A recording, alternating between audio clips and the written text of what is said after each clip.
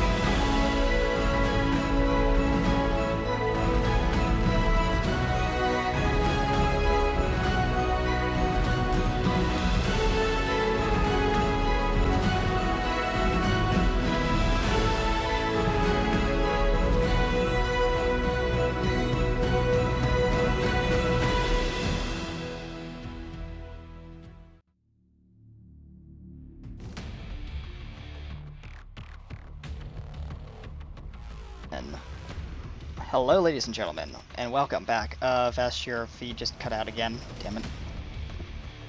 I don't know why, but I'm just gonna quickly fix that for us, and if it comes back, we'll just do. Yeah. Sometimes it does weird things, so. Alright. Let me just do that. There we go. Alright. So, where did we leave off? Good DM.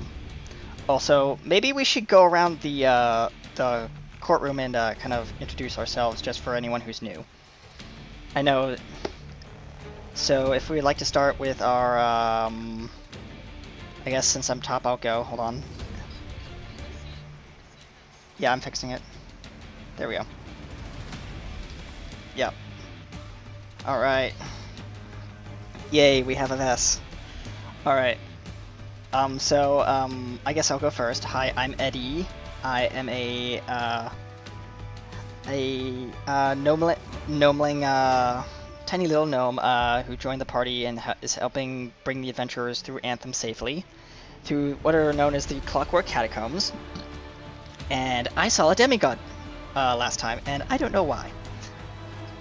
We'll now go down to below me.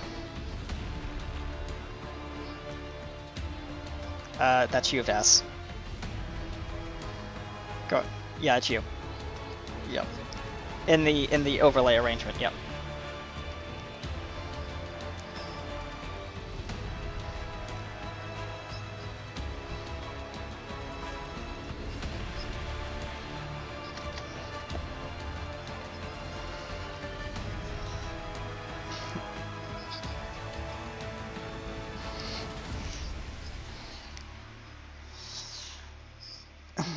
Alright, and who do we have next to Vess?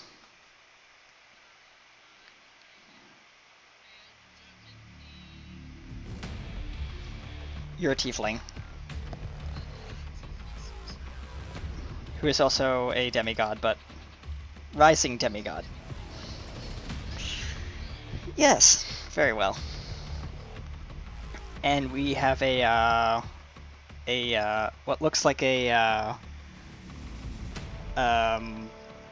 kind of like a halfling sitting up there next to me, or a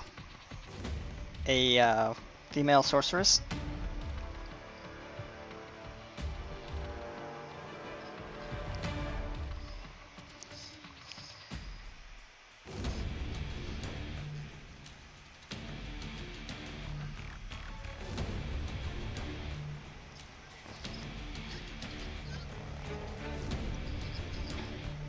Yes, just a little mild sauces. Good first day.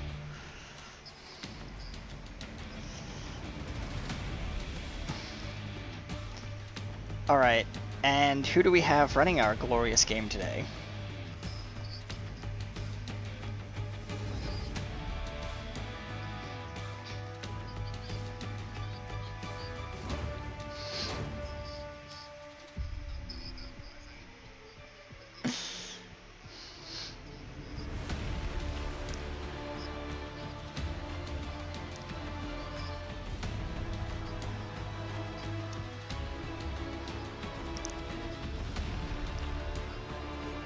Alright. Yep. Who would like to recap us on what happened last time? Yes, since you are the DM. Yes.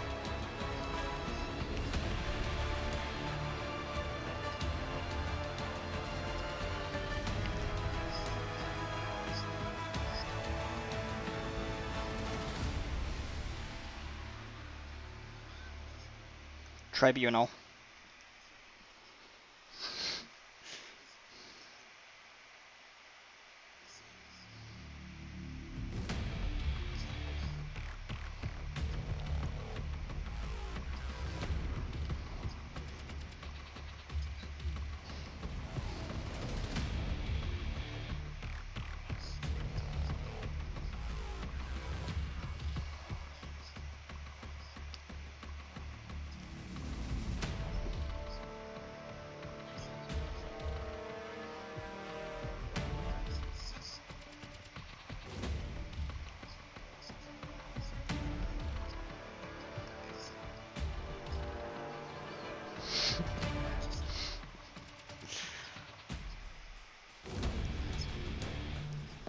Okay. So, where did it... Okay, so that's where we are. We are in the, this large structure, and I'll let the DM take it away. I believe we are in combat, or we're about to be in combat.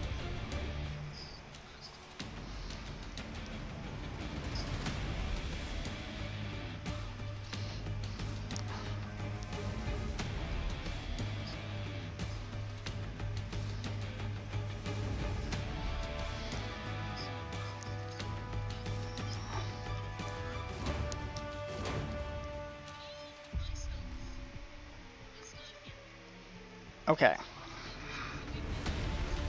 Yes, so...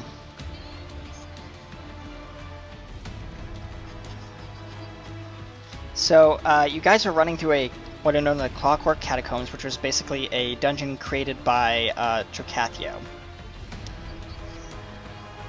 Okay.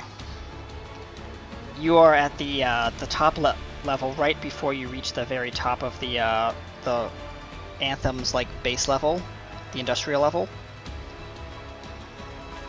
And you worked your way up from the bottom of the crater-like thing that's Anthem. So you worked from the bottom up. Yeah. Cool. Yeah. Yes. You can send it to me, and then I can bring it over to the overlay on top.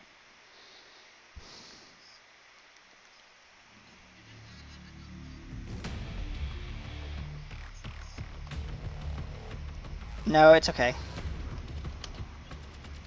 I'll just drag it over top of the party and just do it. Yeah, let me know when you send it. Okay, you sent it to me. Cool. Alright, so this thing. Oh yeah, that thing. Gotta love that thing. Hold on, where is it? Okay. Hold on.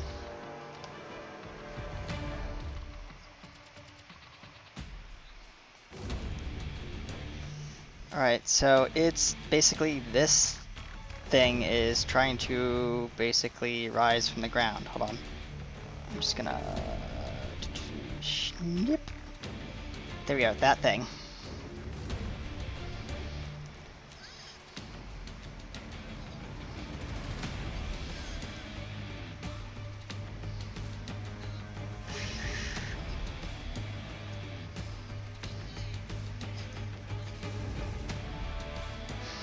Yeah, it'll be on stream later. You can watch it in VODs.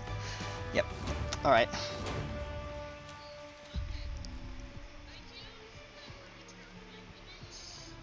Yes.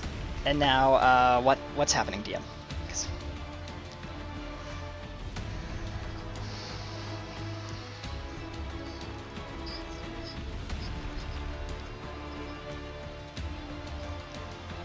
The Eddie just slowly slinks behind Lana and just like pulls up part of her dress and hides under it.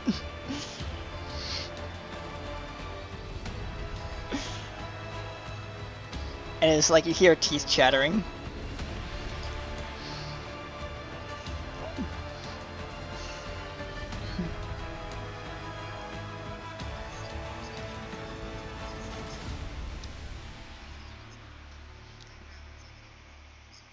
It's just rising up from the floor and steam's going tss, and lights are like red lights are flashing and stuff like that. Mm-hmm. Yep.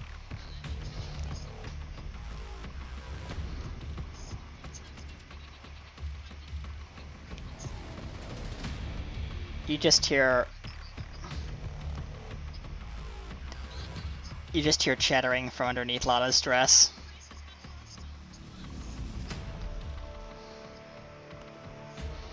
Mm-hmm. And you hear from underneath the dress. If I had 40 gold, I'd place my bets on it. It's probably going to kill us. Says a voice from underneath the dress.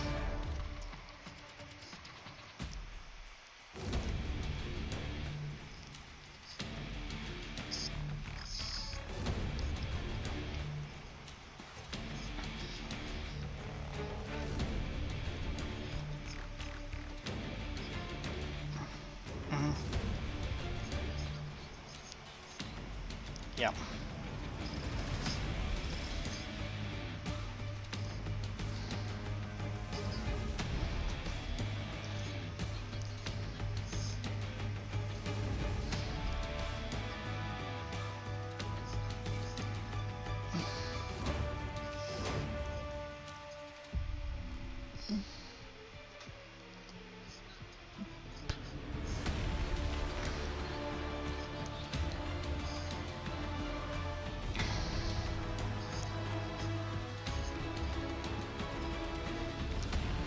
As you just hear the dress is kind of like there's a flap of the dress as there's like movement. He's going to move behind one of the columns that's in this room, one of the 4 columns, and he's gonna roll a stealth, if that's okay. All right. He rolls and he rolls a 5, and that's a nat 1. So he was trying to stealth, like, yeah. He just like moves from underneath the dress and is just like immediately spotted.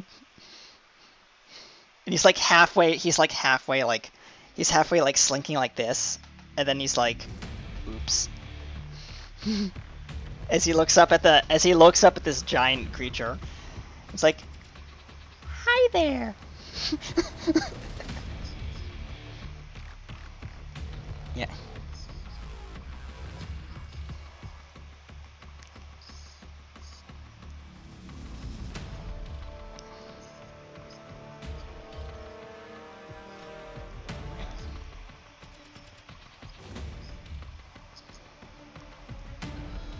Eddie says, oh.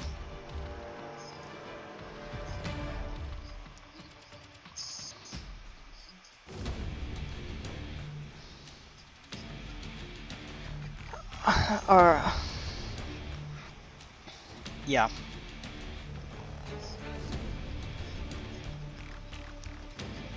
So maybe a 40 by 40 room.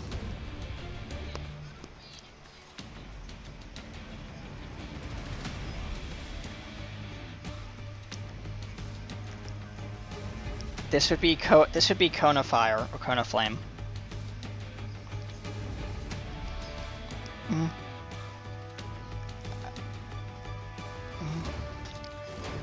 40 by 40.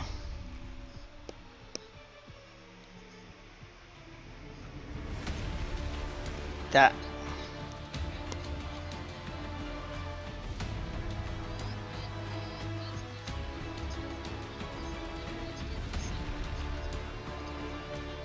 Yeah, that makes sense.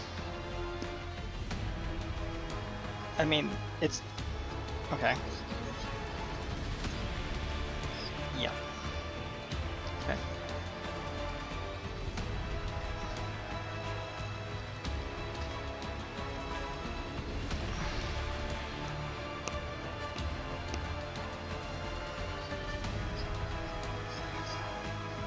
Yeah.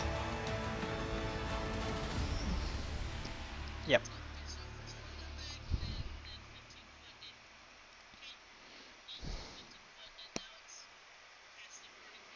Yep. Yeah. Okay. I have to do the same. That's an 18 from Eddie. No, dexterity saving throw. Yep. Eddie, being small and wise, hits the deck and rolls to the side, and he rolled an 18.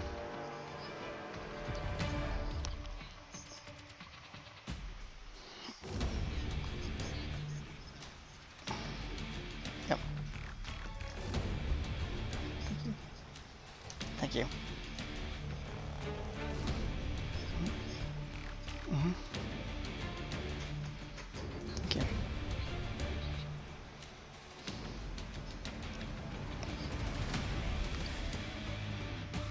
I rolled an 18. I rolled an 18.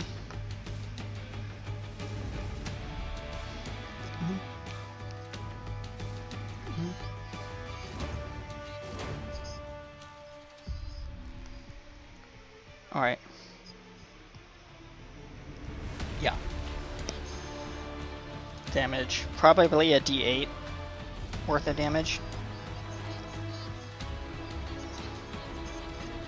3d6. Yeah. Okay. Okay, thank you for keeping us on track. Alright.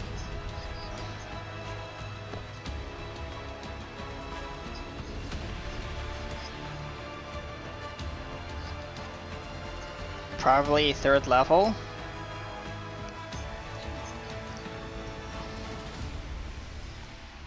Oh yeah, right. But you don't want to, yeah.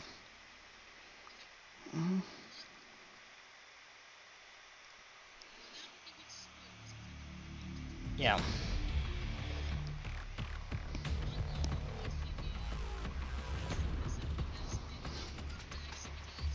Scale up. Yeah.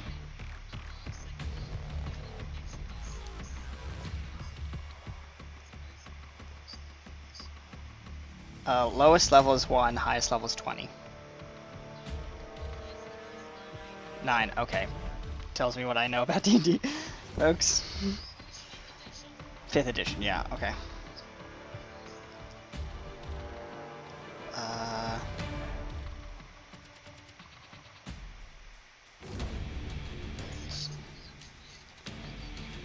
Want the monster to be. Yeah. Since it's a boss level character, go ahead.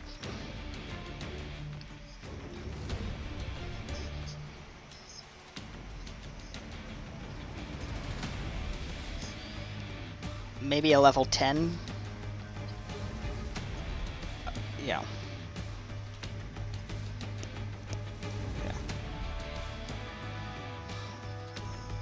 Yeah. Because I mean that seems about reasonable because we're like level 15 or yeah, level 15, but I think level 10 is a good framework for a boss of this type, if I'm correct.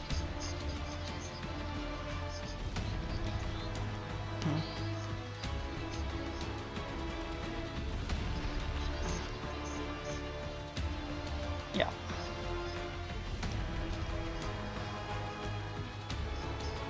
Yep.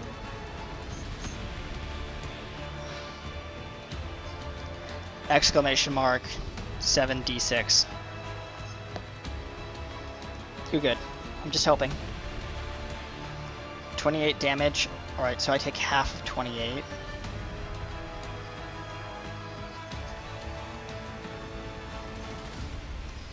So I take 14 damage. 14.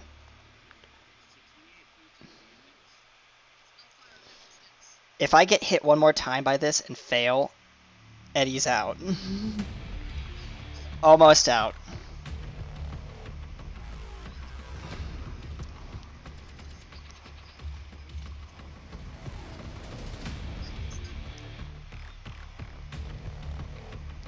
Yeah.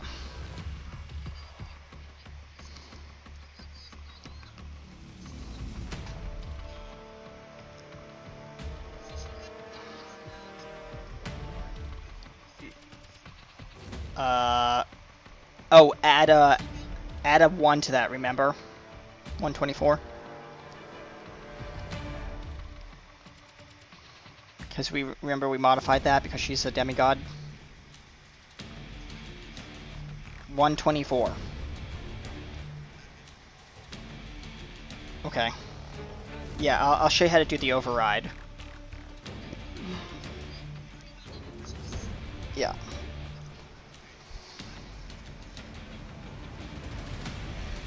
No, you're fine. Be that. Yeah. I'm just gonna crack a water.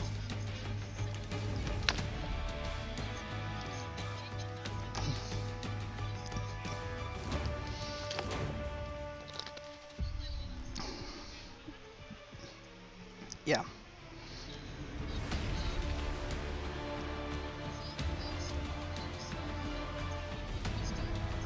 Alright. Right, so I'm not down, so I could attack. Aya is not. Yeah, and Vest can attack, right?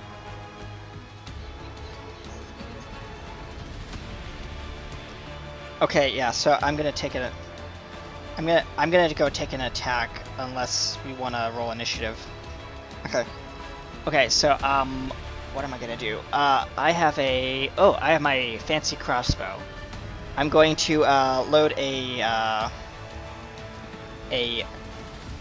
it looks like instant arrow, but it has like a crystal kind of like tip on it. And he's going to load that into his crossbow, and he's going to aim to hit. Let's see, that is a 24. Does that hit? Yes. Okay, and now I'm going to do damage, so that is 8 damage, ice damage. Yeah, 8 ice damage. So like a cold frost splashes across him, across this creature, and is going to... A cold frost is going to hit this creature when it hits, when the arrow digs into its... 8. Yeah, 8 damage. Yep. It's not... It's just a simple crossbow with a +1 enchant.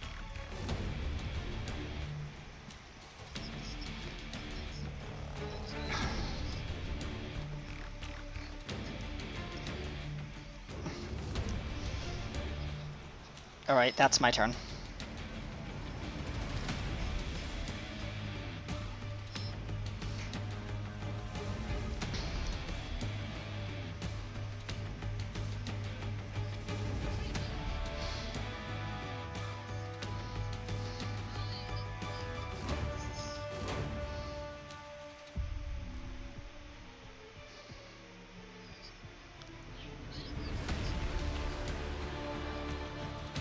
Oh, fire against fire.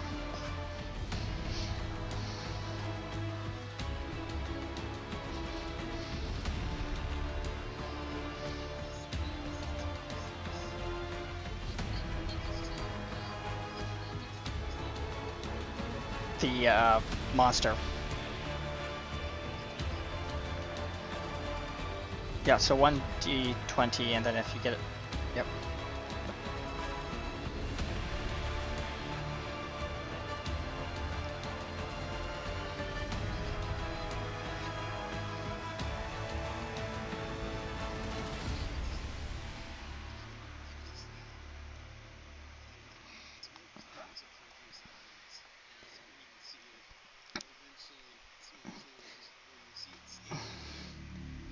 As the smoke clears, Lana is no longer there.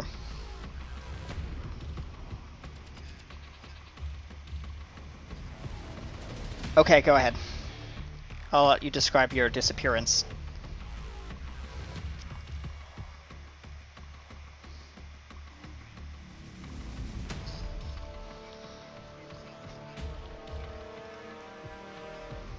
The room actually shakes just a little bit, but nothing collapses.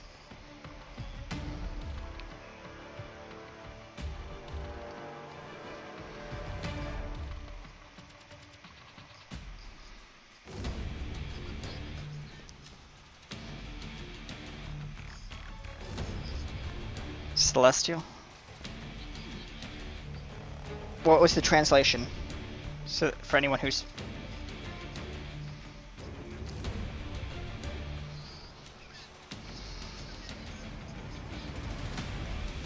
Eddie just turns holding the crossbow and says, "Trial? What trial?"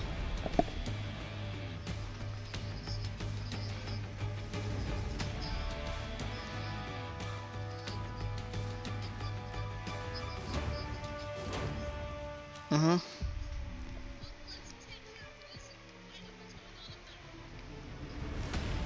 Agreed. And Eddie's gonna load another bolt into his crossbow bolt as as his like ready action. And now it's someone else's turn, so I already went. Go. No, so it's your turn. Mm-hmm.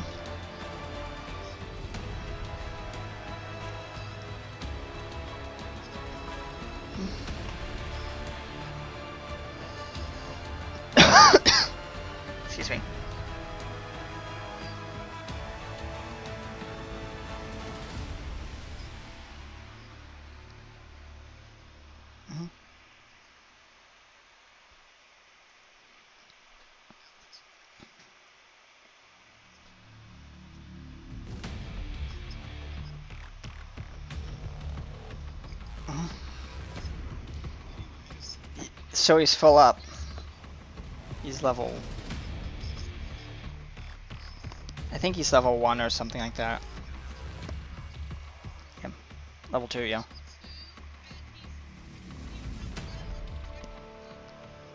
Hey, Eddie's a level 5.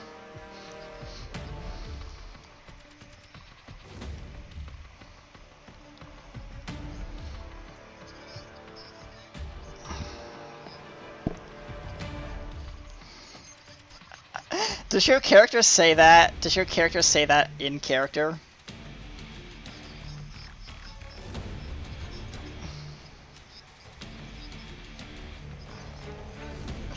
Eddie says that's encouraging, as he just turns back to face the creature with his crossbow.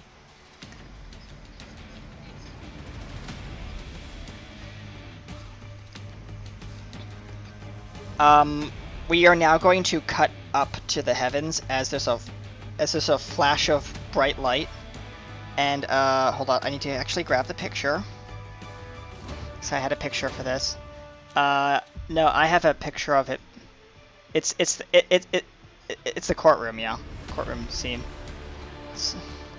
I have it. I just need to pull up the thing. Hold on, save image. Sorry for the delay, folks.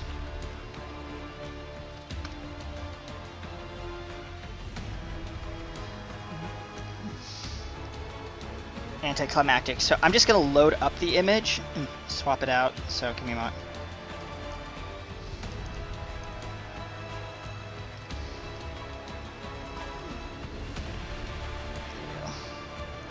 Okay, so the image is on standby.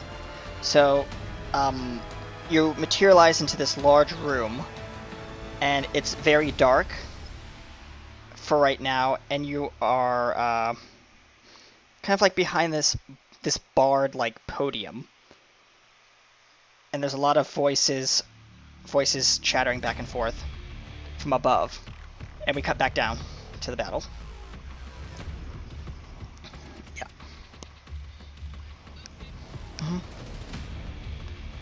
All right.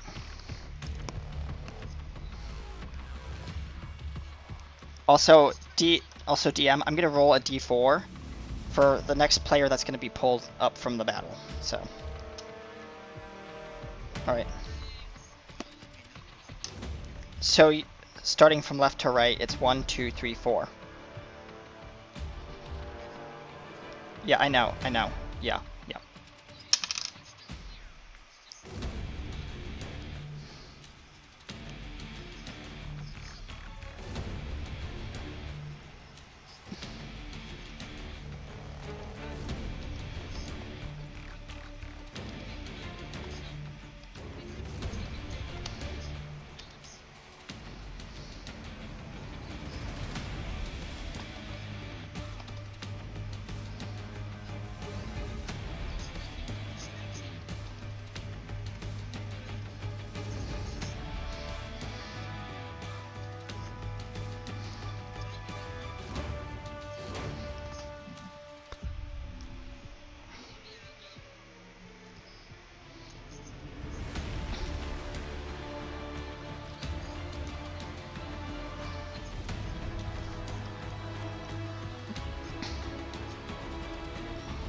Yeah.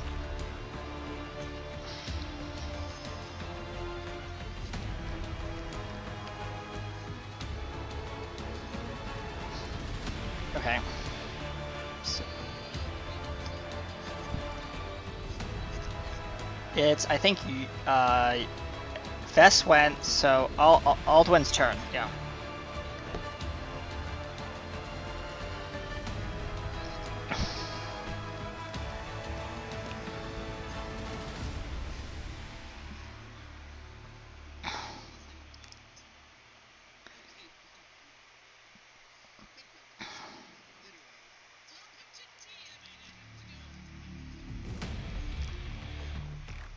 All right, hold on.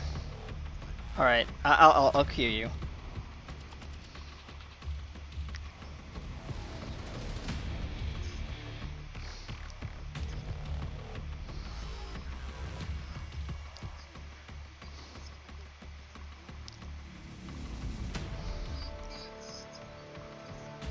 As he's flailing in the air like this.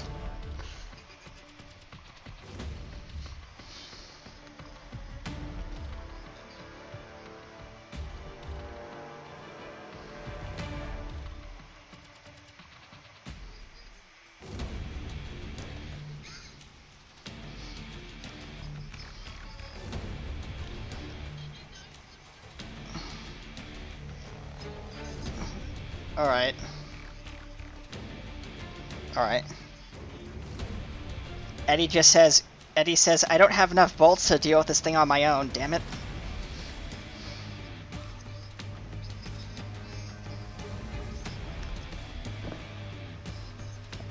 Eddie says, make it quick. I'm down to 4 bolts.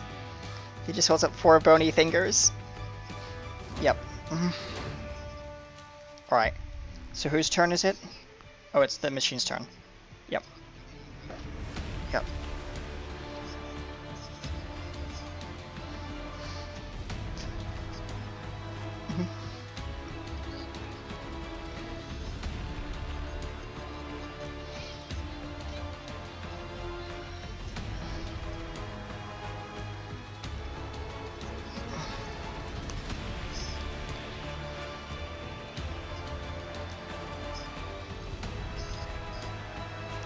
Eddie's gonna shout. Eddie's gonna shout, fast duck.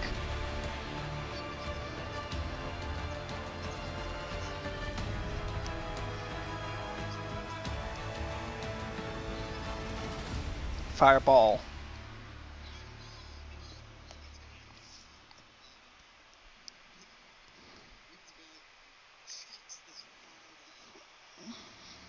What level? I'm gonna roll, hold on.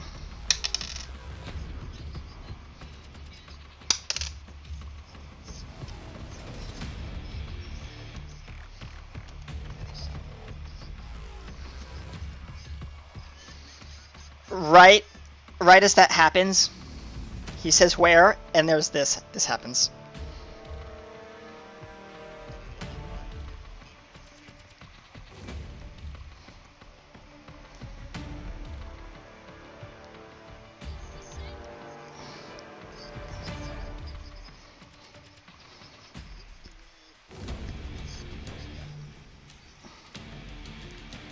And Eddie just looks around, it's like, oh, great.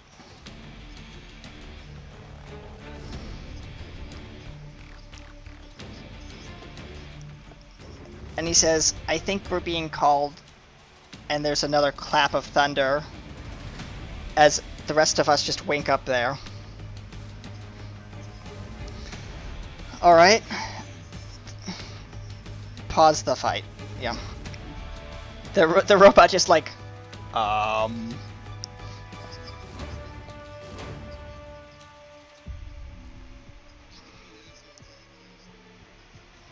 Alright. And this is what you guys see as there's crack of lightning and thunder all around you, and the light slowly rises as the platform beneath you slowly lifts you up into the witness stands. Go ahead, Moogie.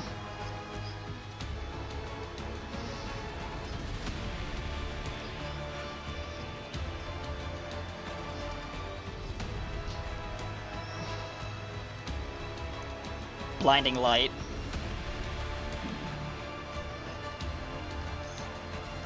Above you.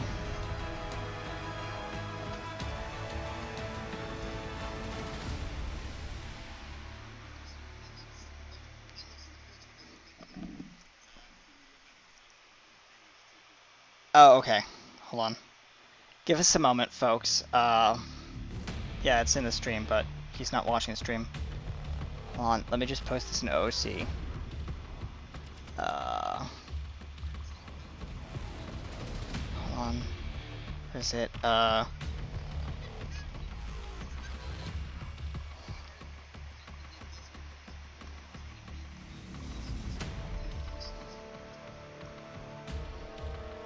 There we go. That's what you guys see. Look in OOC.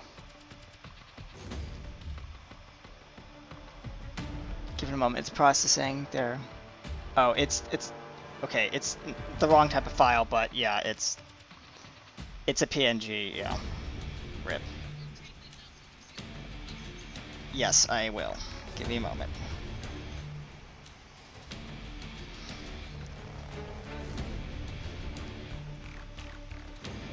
Okay, give me a moment to get back.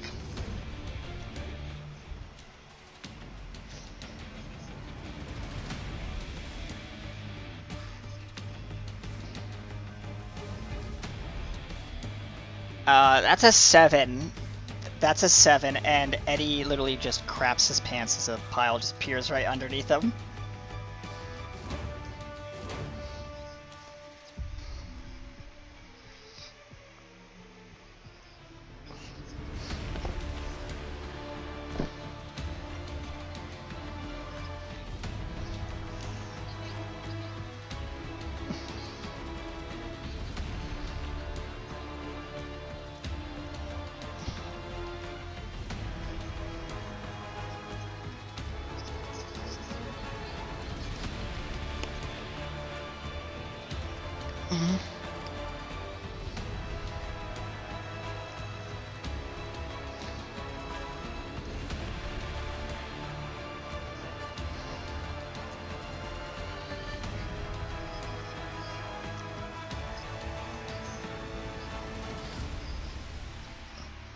There's a loud boom of lightning, and then there's a echoing voice that says, "All rise for the honorable creator."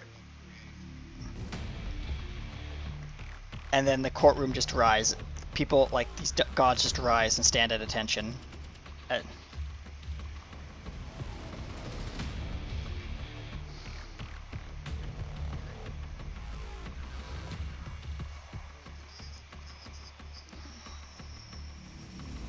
It's floating next to him, like next to him on his shoulder.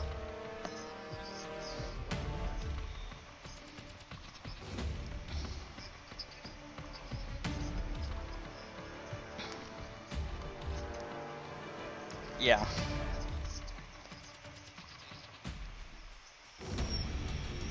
All right. So everyone's now clean of their piles. Yeah.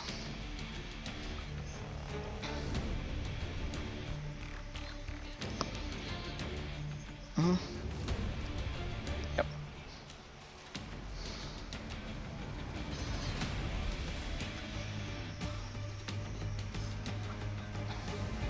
Sure, I will. Perception. That's an 18. That's an 18 from Eddie.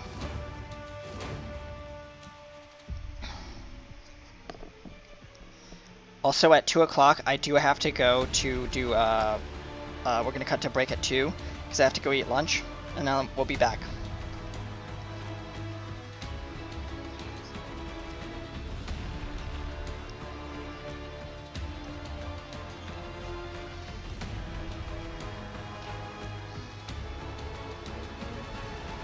I don't know. Alright. Go ahead.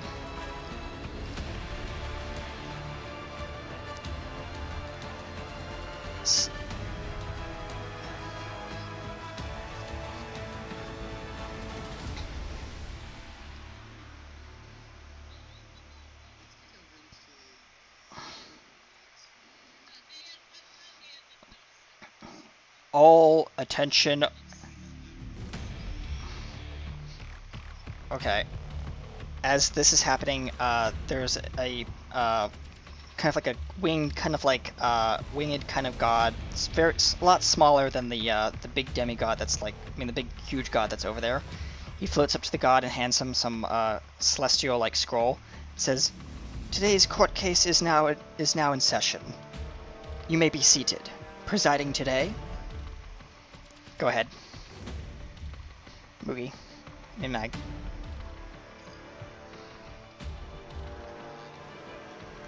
The judge.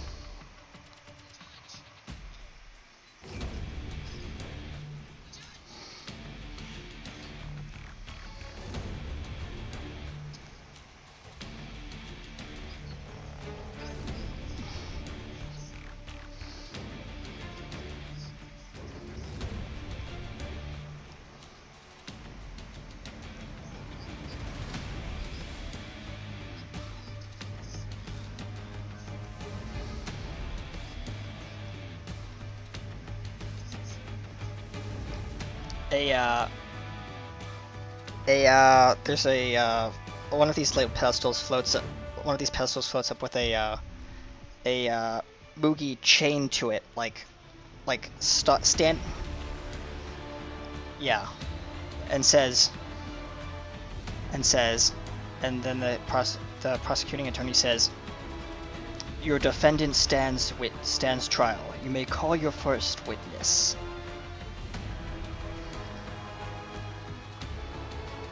And there's lights that shine on each of us,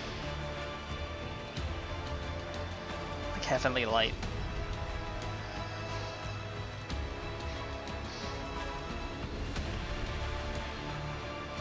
All right.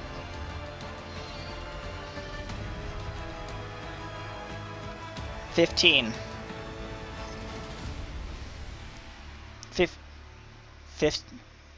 15 from Eddie.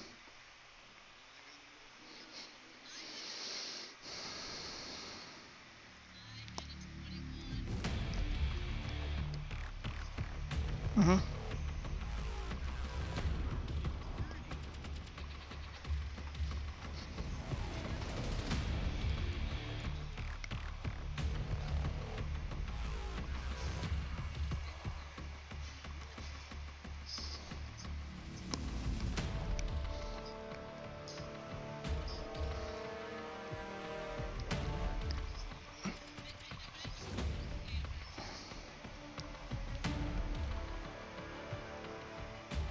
And floating up along the side, off to the side, is the not the prosecuting attorney, but the actually the prosecuting attorney, which is the what did we agree upon? Goddess of War. And she has her arms crossed as she just floats on this pedestal up to the judge and says, "I'd like to call upon my first witness, an expert witness." Oh yeah, prosecution. Sorry. I'd like to call upon that one, and she points to Alex and says, "That one was there during the events that unfolded." Yes. "Please step forward, youngling," she says. "Step forward, youngling. You may speak."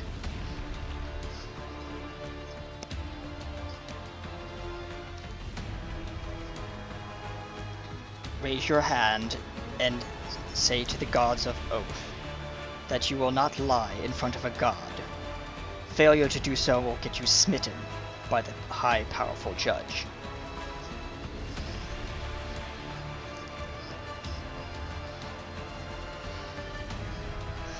Yeah. Alright. He says, the prosecuting attorney floats close up to you, like almost right in your face, and says, "What did you see during the battle in the Clockwork Catacombs? When this one," and she points to Lana, "fused with that one," and she points to the accused. You can roll deception.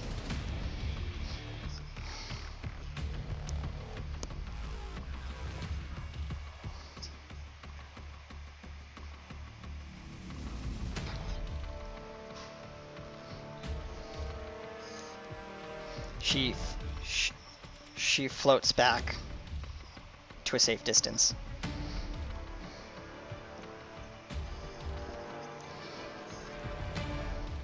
"Please tell us in your own words, what did you see when you were battling these creatures in the so-called Clockwork Catacombs of Anthem?"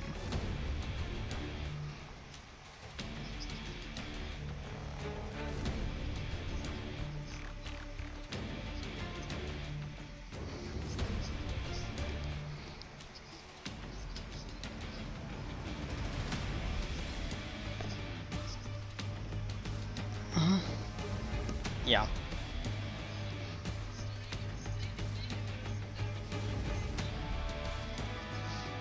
Alright.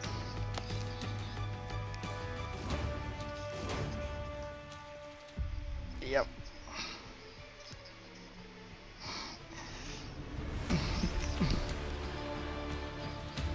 Yeah.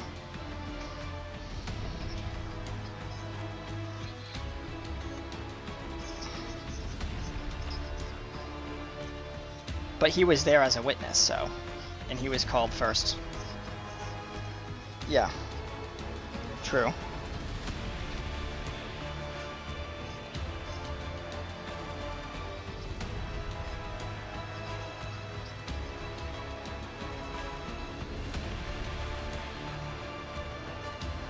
Yeah.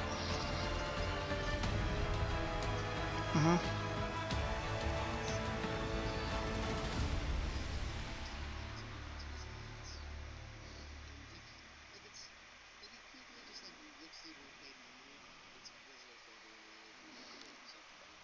Yeah. Yeah.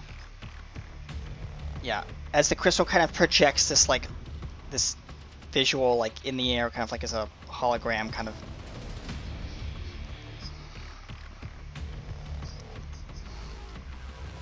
And the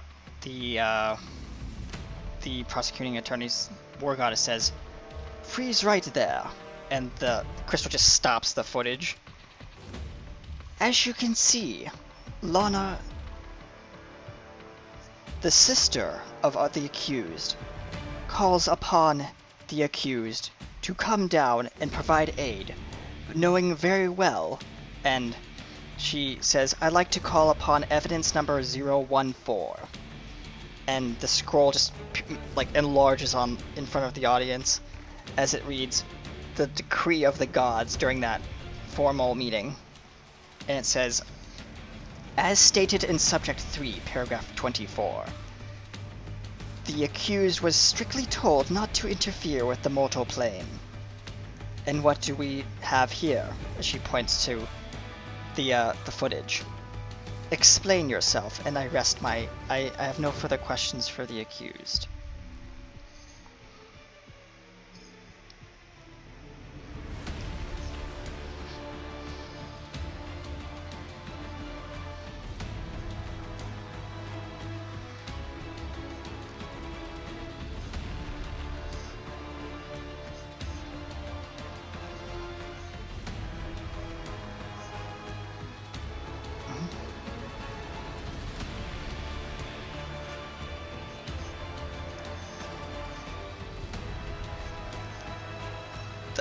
The God of War is going to raise their hand and say, "Your Honor, objection, out of scope."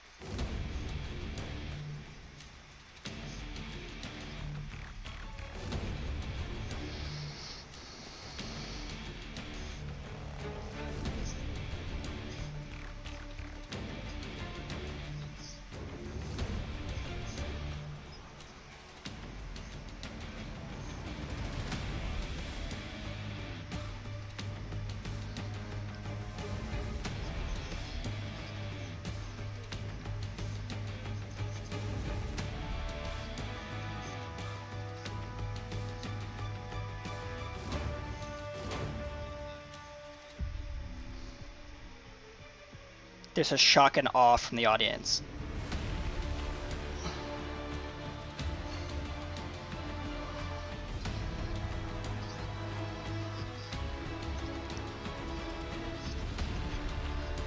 Yeah. The crystal just kind of replays this footage.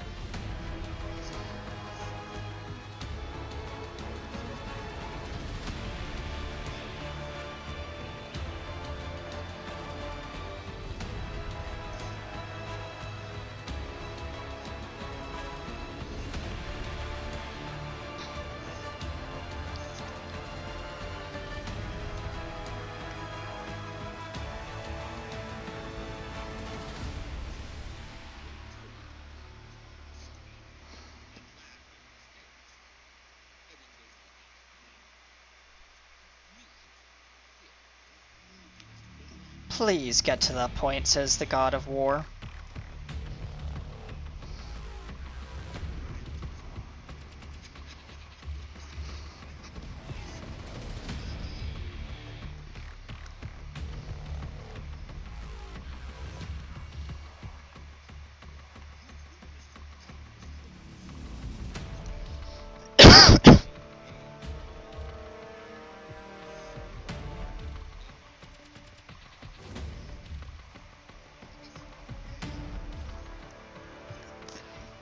The god of war raises their hand. The god of war raises their hand and says, "Your Honor, objection," implying.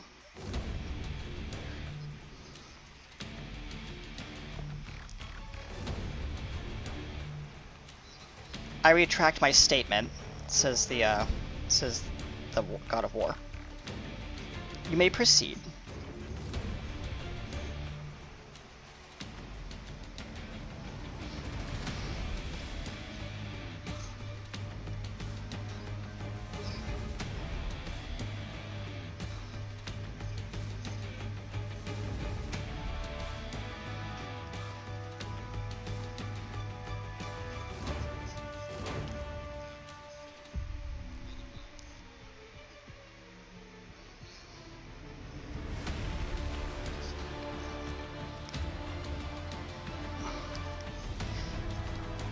Your Honor, I'd like to call upon my own witness.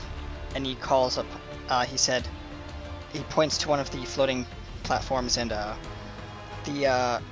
one of the last remaining people from the City of Glistening Lights appears, flashing into existence, and says, "Huh, where am I?"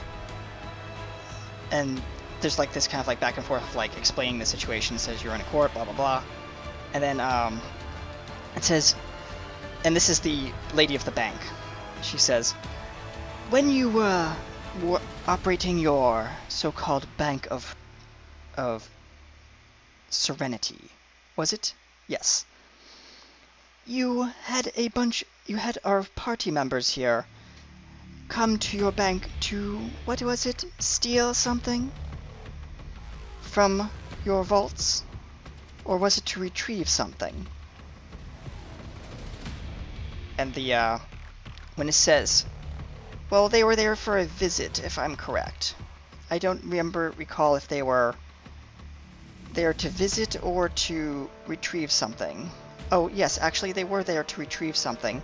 Something that was of the gods. Your Honor, why was this Sword of Mugi placed in this vault in the first place?" She looks at the person on the witness stand. "Do you remember who placed the so-called object in the vault? Can you point them out in the audience?" And she points to the accused. "There, Your Honor." It's...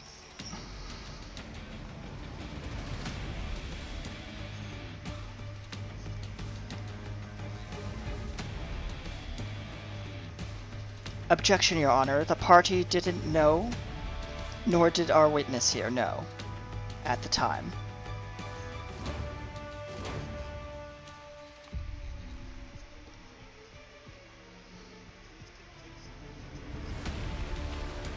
Very well.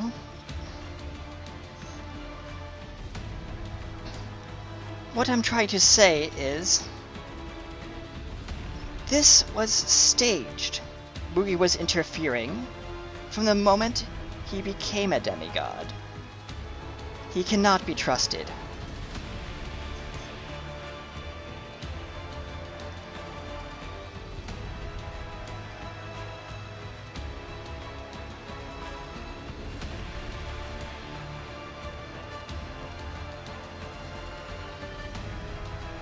Your Honor, I'd like to call upon evidence number 30144, and there's a live image of Mugi's death played in front of the audience. Very graphic and very, very tear-jerking, and some people are just pulling out, like, some of the gods are actually pulling out, like, spawning tissues and crying. And it says, and then he pauses the footage and points to the date stamp date stamp on the on this like celestial like footage and says, "Notice the date here," and then he says, "Now notice the date on this footage," and he points back to the bank footage, which was after the first video. As you can see, the events that took place prior, and he points to the death of Mugi, caused him to become a god following the past events, and he points to the footage of the bank. I rest my case, and I have no more further questions for the witness.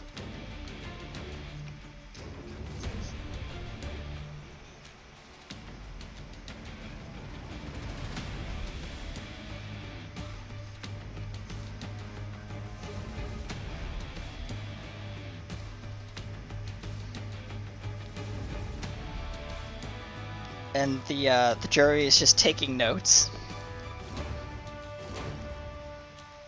Yeah. Mm-hmm.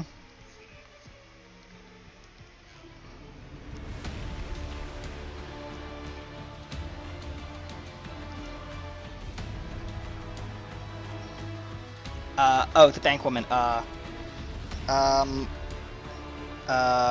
We'll just go with Elsa, because fuck it. My name's Elizabeth, but I will go by Elsa.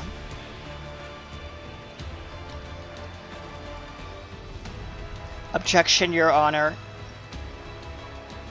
Personal Alright. And while the judge is like the courtroom's kind of getting a little bit bustly, like as people are kind of, and the judge says, "I think it's time to take a short recess. We'll be back in 15 minutes.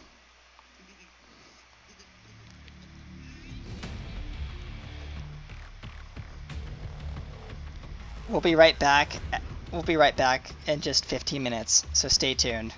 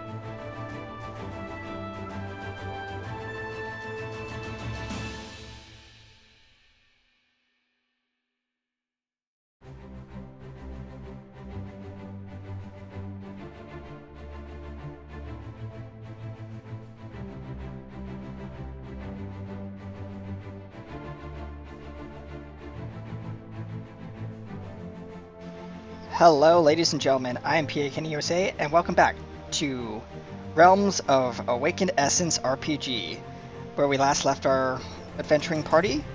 If you're just joining us, we are in the middle of a court scene, and that's where we're going to pick up in the God Realm with, well, we'll just see what happens.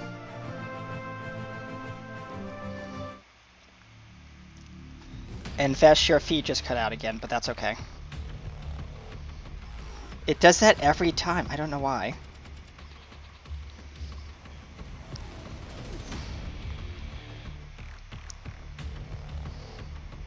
Yeah. So the, yeah, the, God of War, stands up and says, "Your Honor, I'd like to call upon my second witness for today's trial. Third witness, sorry. My apologies. My third witness. Taladia, the ghost of Mugi's village. Taladia, the innkeeper." And the ghost kind of just drifts up to the witness stand and says, "Your Honor, I swear by my life that the man you see before me," and she points to the accused, "terrified our village once, but there was a kind-hearted creature within this goblin you see before you, and while he did destroy a majority of our village during the battles, I do want to say that he should not be standing." And the God of War cuts her off and says, "Please answer the questions before you begin babbling your mouth. My first question is this. When you first met Mugi in his demon state, what was the first impression that came across your mind when the town was destroyed by his transformation?" And she just says, "Well, of course I would be shocked and awed that the gods would have brought such a destructive creature down upon us. But knowing Mugi, I believe that he had a good heart deep down inside that creature of his that he turns into." And she takes out a tissue and starts dabbing her eyes.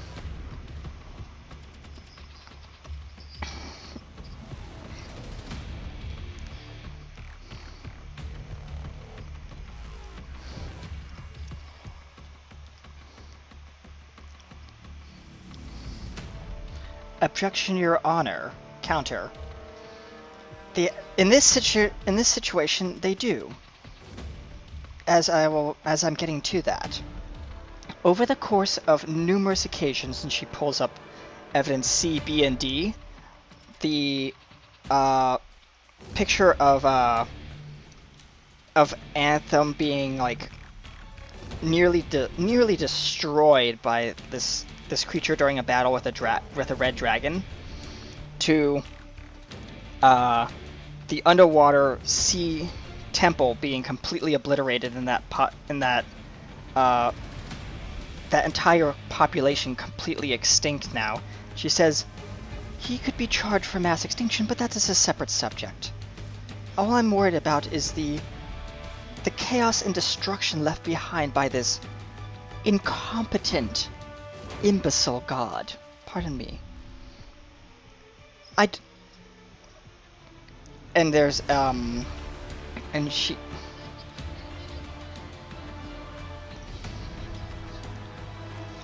And, she points to all the gods turn, including the judge, and the judge says, because this was an interruption,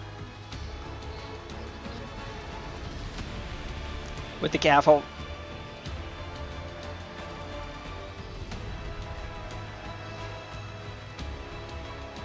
And there's a loud crack of thunder as the gavel bangs.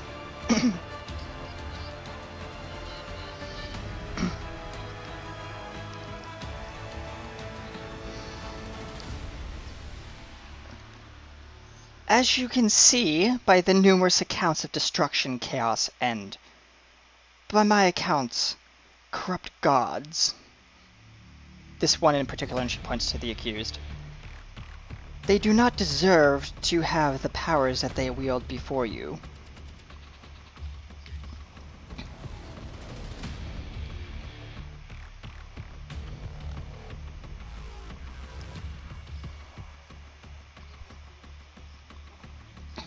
I call, Your Honor, objection.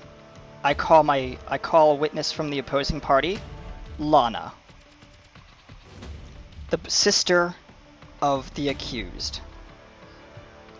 And there's a shock and awe across the audience as they didn't know that she was a sister.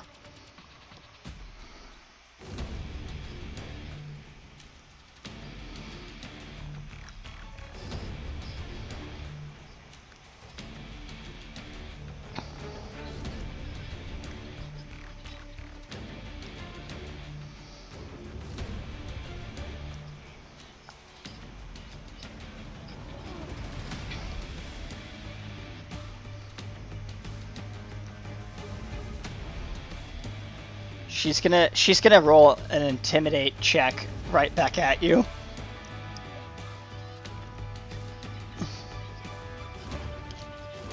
That is it. Oh, that's a 10 from her.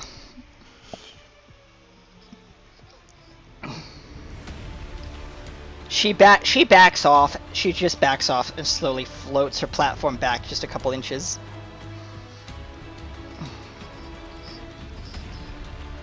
Well, like floats a little bit closer to the jury. Floats a little bit closer to the jury, but not enough to be intimidating.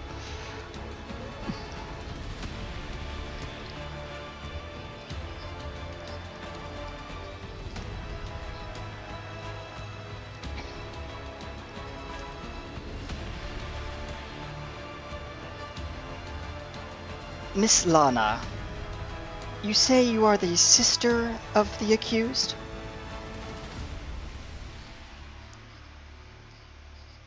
Blood sister.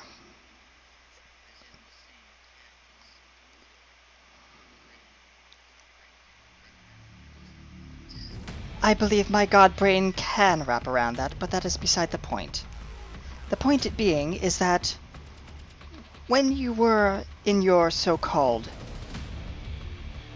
Darkwing form, and she throws up a projection of the Darkwing form that's 3D rotating in front of the audience, and the audience just gasps. There's she continues. I believe when you were turned into this, you had a mission, did you? To seek your brother and make him a godling?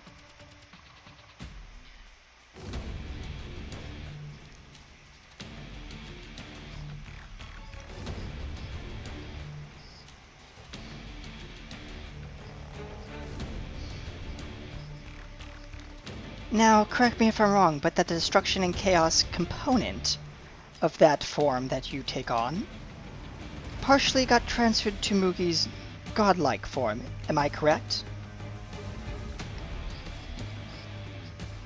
She throws up a couple more evidences of like the destruction and chaos left behind by both of them in the same area.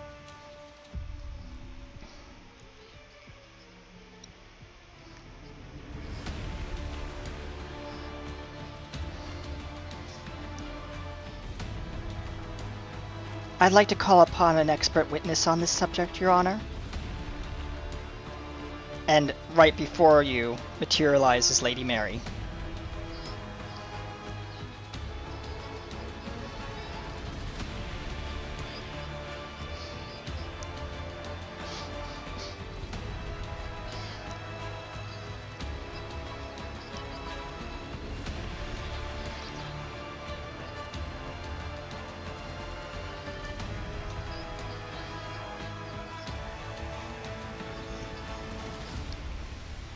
Judge.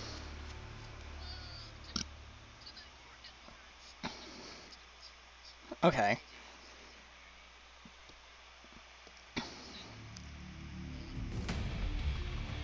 Miss Miss Mary, if you may please address the fact that the creature you see before you, Mugi, and the creature standing next to you in the witness stand, Lana, her sister, blood sister, created mass chaos, destruction, and corruption across the cosmos when they fused and became the creature you see before you now. And she throws up the image of the fusion form. We'd like to know if, and if you could tell in your own words, your own expertise, how these creatures can share a common bond without having the repercussions of genetic traits transferred between god and demigod, or demon god and demon creature. She stands there and folds her arms.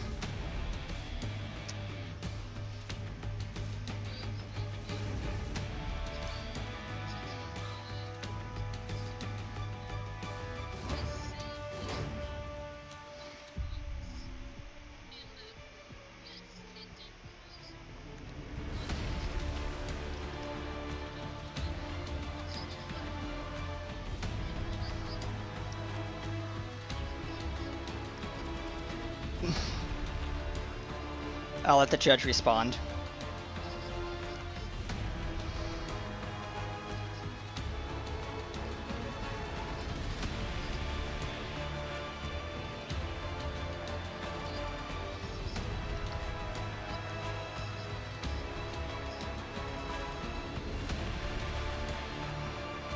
Were these traits brought on by genetics or by celestial beings? And she gestures to the audience and the gods in attendance.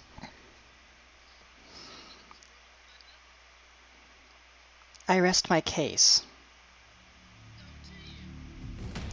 I have no further questions for the witness at this time, Your Honor. And she sits down.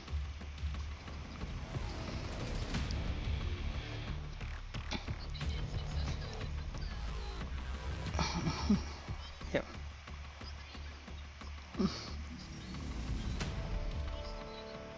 No, I haven't.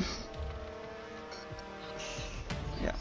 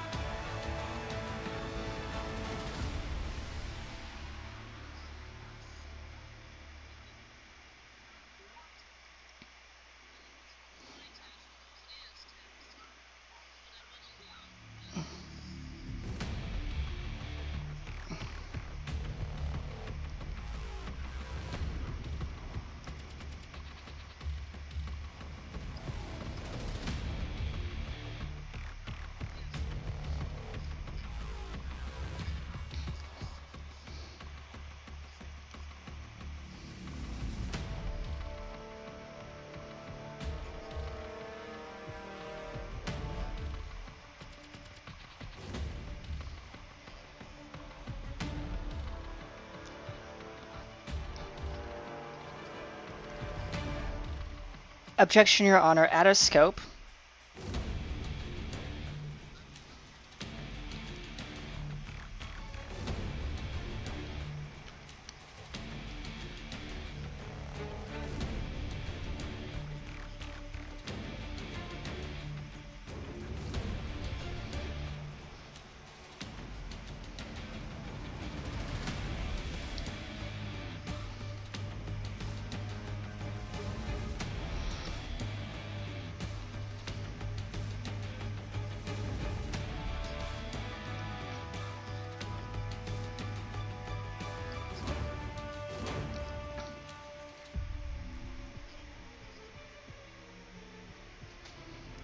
I have a question for the witness, Your Honor, as the God of War stands.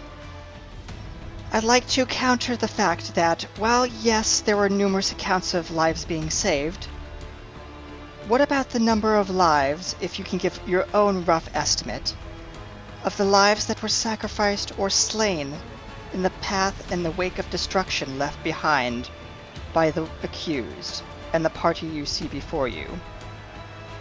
And the party members all kind of like the hologram of the party members just kind of appear in front of you.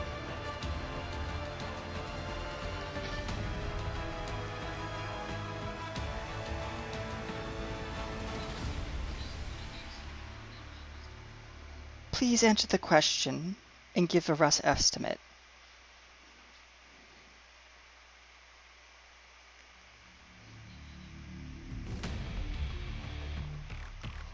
Thank you, Your Honor. I have no further questions. She sits down. And she is just like, she has this like smirk on her face.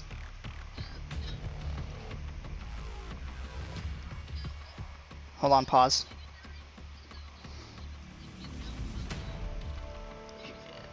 The pedestal floats up with her standing on it and just floats off to the side where the witnesses are standing. Next to the party.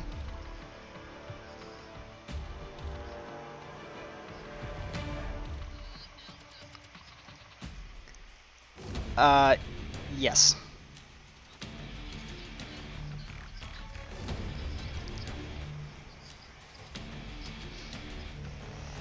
When Vess is jumping up and down and like, I think that would be an interruption. The court.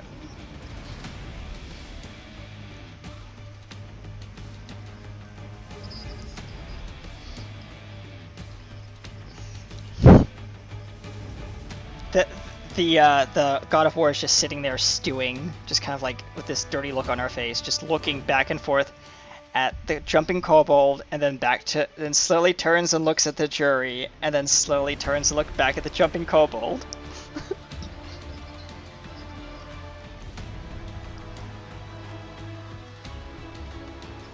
As the pedestal floats up and lifts him into the stand.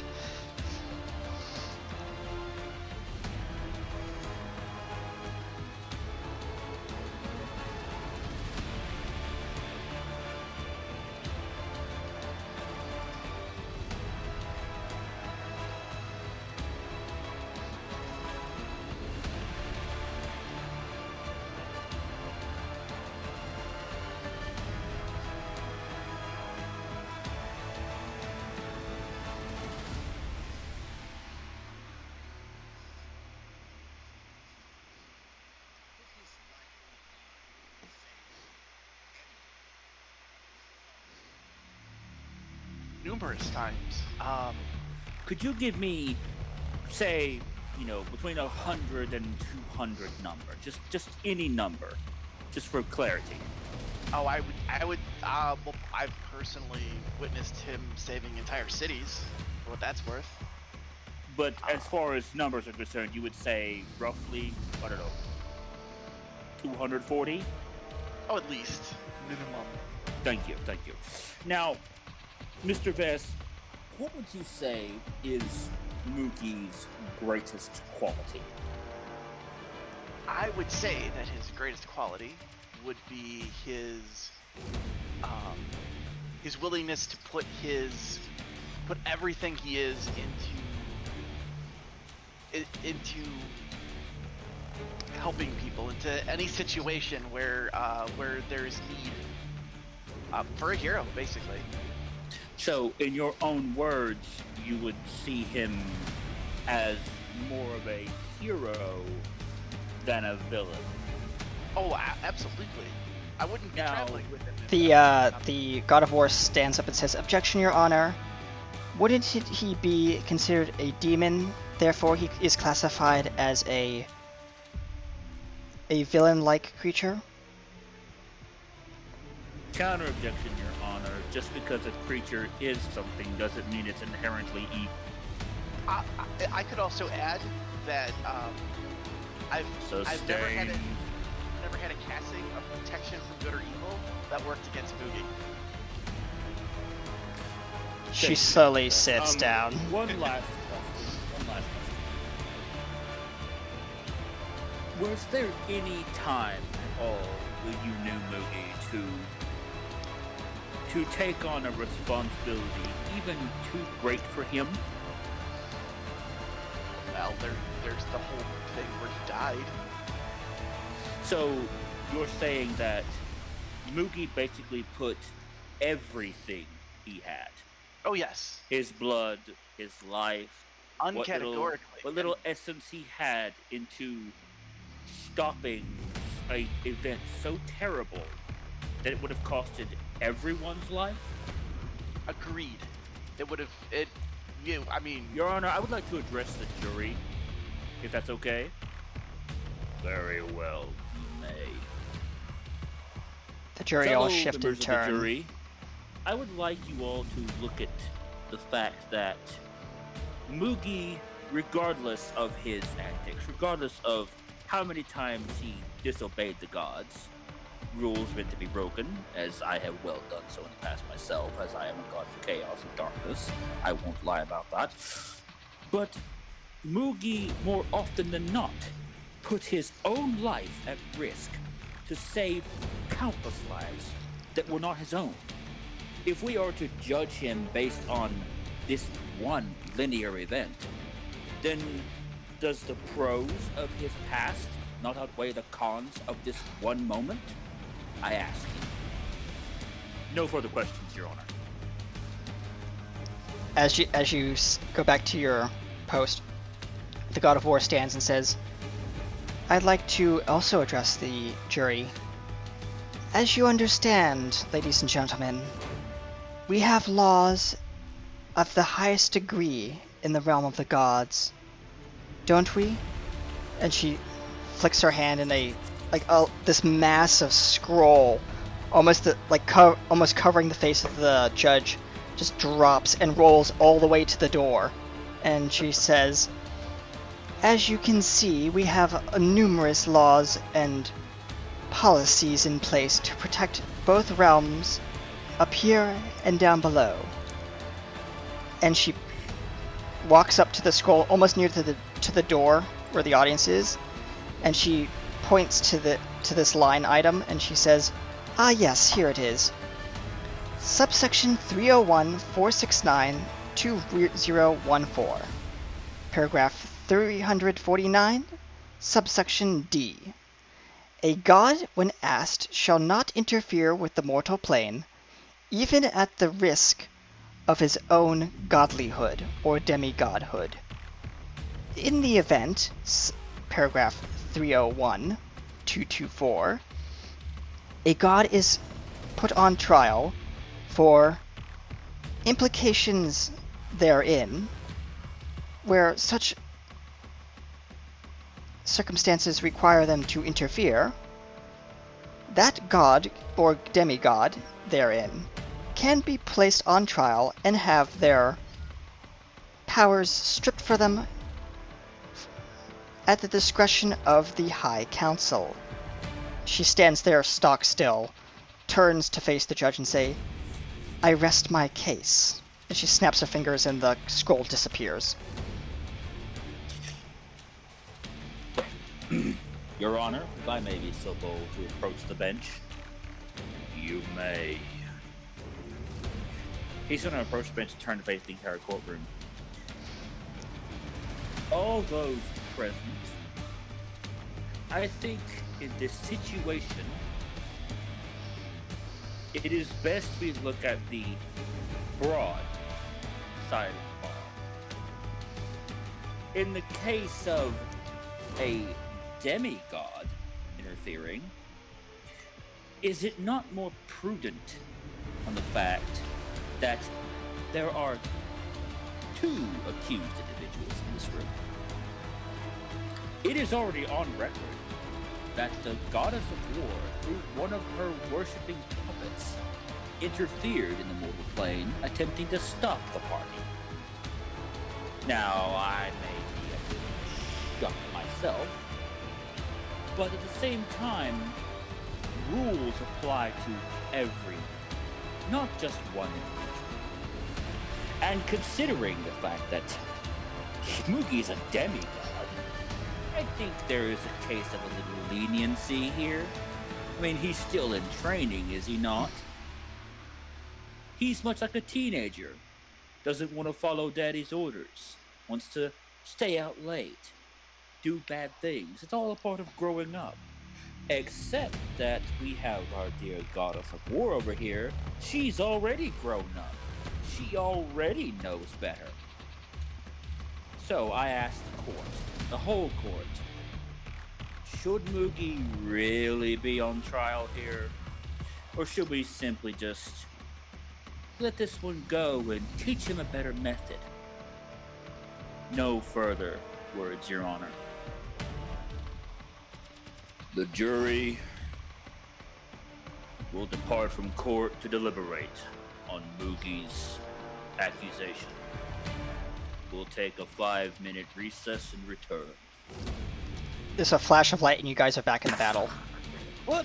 We're back in the battle. Just old one's like, oh, whoa. I was just like, oh, This is going wonderfully.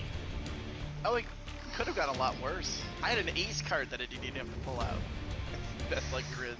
Eddie's just there. Eddie's just. He's got an ace in his own sleeve. Fair enough.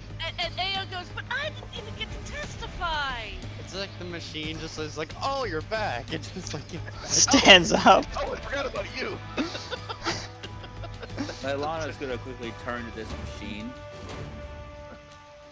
and just out of the blue, I really don't like you. She's gonna cast banishment. What is banishment? And please don't. You attempt to send one creature that you can see within range to another plane of existence. The target must succeed on a charisma saving throw or be banished. You have to beat a 17. It's just like it's just like It's just a nope spell. Wait. Alex, interfere and I'll smite you. Wait, we can maybe make this friendly instead. He says while he's like trying to climb on the back. She's already casting it. It has to be a saving throw. Crap. Okay. He's like, I'm on top of it. I probably should jump off. Well, no, you also have to make the saving throw too because it's Area of effect. Oh. Banishment. You can try and counter it. It only affects the target. It doesn't. Okay, it doesn't so it's a affect targeted individuals. spell. Okay. Yeah, it's a target only spell. Okay. Okay, what does it need to roll? You need to make a charisma saving throw of 17 or higher. Why you have to harm me like this? Why you do this? Because that's what the stat says. The saving throw is 17. What you harm like this child. Anyways, I'm gonna give it a no. I got a 21. Good. Damn. Wait. This golem's good. Well, I mean, I think banishment is only temporary. So. Yeah, there's Yeah, a shimmering effect as the creature kind of like starts to fade in and out of existence, and then there's a flash, and then it's just still there. Damn it. I didn't think it like that. Let's everybody roll a perception check real quick because there's a special thingy happening right now. Perception? Oh, Yeah. Oh my! everyone- I don't. That's an 11 from Eddie. Leilana hears it. I only rolled a 4, so no. Both my characters. Oh yes, a nat 20. I had a 27. Ah! Nice. Okay. Leilana hears it. Aya hears it. Eddie does not hear it. He rolled an 11. One rolls 9 and one rolls Alex. 15. Alex doesn't hear it, or does Oldwin not hear it? Okay, who does hear it though? I guess Alex, because Alex is more active. Old Alex got the 18? Yeah, he's got the 18 like Wade. Alright. So Alex, Lana, and Aya hear it. All around you, you hear the sound of music. Is it the golem who's like, wait a minute? Like even it stops. Can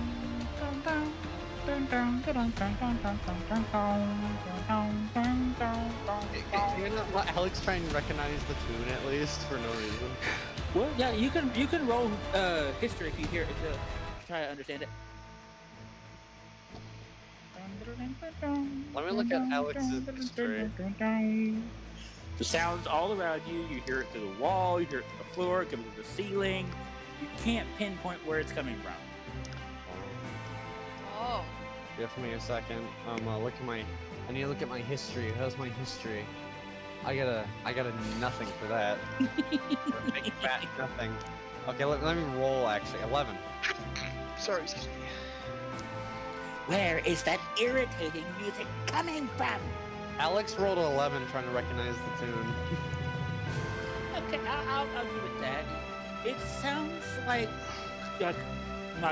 festival music from some faraway kingdom that you may have visited once in your life. Well, But you can't quite place what the song is, but you recognize the overall tune. He slightly like taps a finger or a foot to it, because he kind of get the rhythm there. Where is that music? This is a. Where is that music coming from? I'm with you, Leilana. Eddie is just putting his fingers in his ears and he's like, turn it off, because gnomes are very sensitive to like noise. It's like, Alex is like, should we get back to fighting or should we just wait for something? Bonnie lass laying on the grass. Oh, Over the moonlit Just Alex goes, oh, I think it's getting closer. I think this is what's known as hold music. wow. Anyway, wait, Mag. It's- Yeah. I'm gonna drag you down real quick. Oh, God. So, how's everyone doing? It's hold music. I swear it's hold music. If he starts singing the girl from Ipanema, I'm gonna toss my Come on. noodles. Yeah.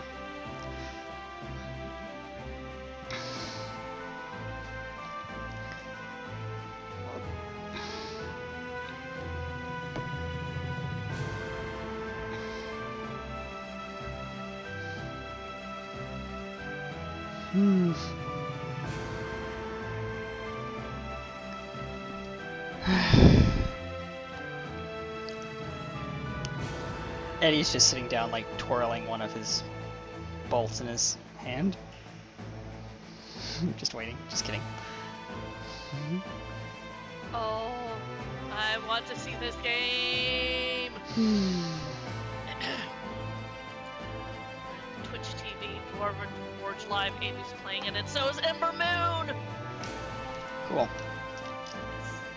Sorry. Yes. Shout out. That's okay. It is a shout out. Yeah. I like Ember Moon because she is WWE. I've watched her before. Oh. Okay, Hello. we're back to the chase. Oh boy. Alright. Okay. This music is starting to make Aya, or not Aya, but Leilana very angry. She can't figure out where it's coming from. Old one's like, calm down.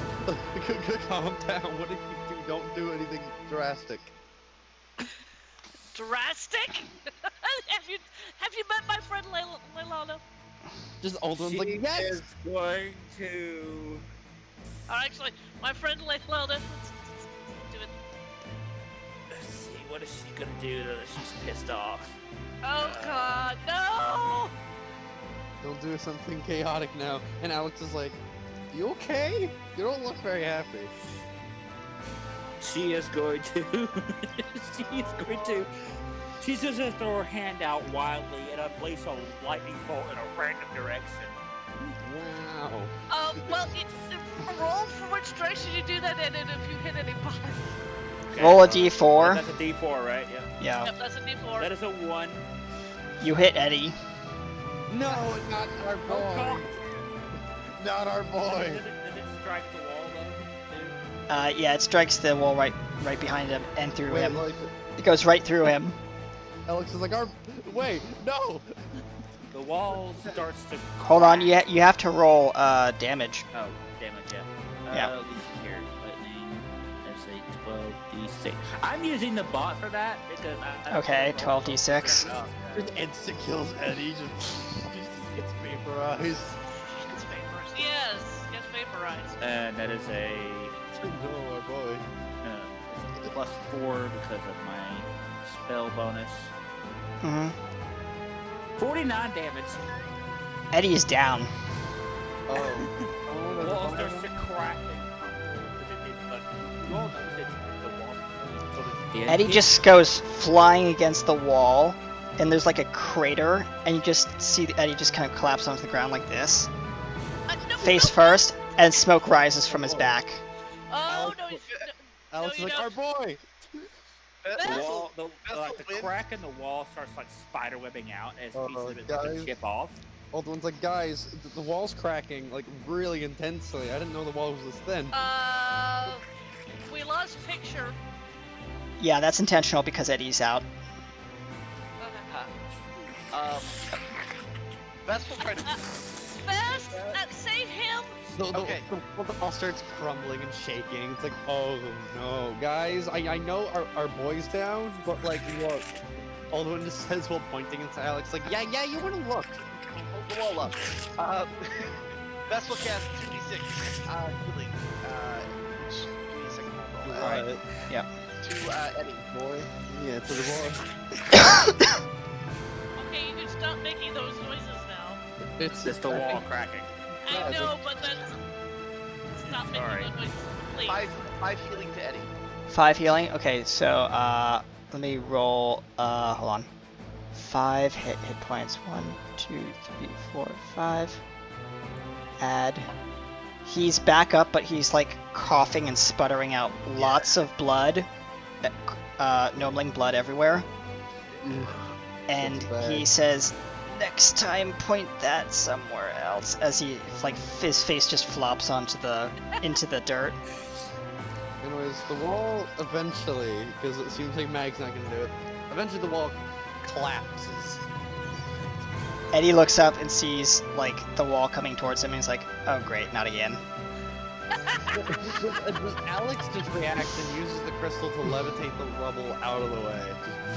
And as this wall gives way, you notice that there's a cavern behind this wall. It's huge. Huge cavern, like bigger than anything you've seen so far. I thought we were going up. We don't need to go that way.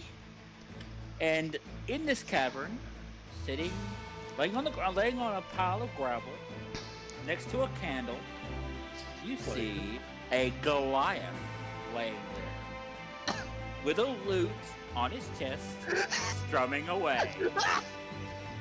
Alex is like, Hey, oh, that's where the music is going from. I get it. Anna's gonna look over at Leilana. Don't hurt him and stay here. She's gonna go through. Laying on the grass under the moonlit hills. Anna's gonna approach this Goliath. He's gonna look down. Oh, hello there, little tiny thing. How did you get in here? My friend who does not like the music you're playing, shot a hole through the wall. It's really big, Alex just says. Oh my, interesting. Well, apologies for her not liking the music. That's not my problem. Who are you? My name is Darby. Darby? Yes. I like how we're just And gonna who might you be? I am Aya, and we're trying to get out of here, and there's a great big robot in there. tried to take us out more than once. Oh, now we go The robot just waves. Just Alex is being dragged away by the golem. He's like, this is fine. Oh, that big old tin head, he's been pestering me for weeks. Is that how you got in here? Actually, if you look up, you'll see how I got in here. She looks up. There's a hole in the ceiling that's like perfectly circular. Yeah, he threw me down there, down that hole, and I've been here for quite a while. Would you like to get out of here? If it means putting that tin head in his place, sure, I'd love to get out of here. Then come with me. Alex is like, don't trying to hack it, but it's really hard. He says, well, it keeps throwing him off as he's trying to climb up it. As that golem is just going like, doing like the old like bang bang bang bang bang. Like, it's really what you do if a swarm of bees were attacking you. You freaking like wave your hands all around you. Yeah. It's like, no, get off. Oh, True. you know the. Okay, I got it. Yep.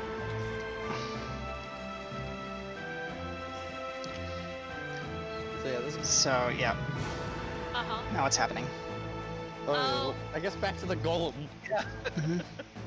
Because it's just kind of hanging out. Yeah, it's kind of hanging out. Yep. Eddie is. I guess it's Eddie's turn, if I'm not mistaken, right? But Can Eddie even get up? he just slowly like reaches onto his back with like a like a shaking hand that's like very limp.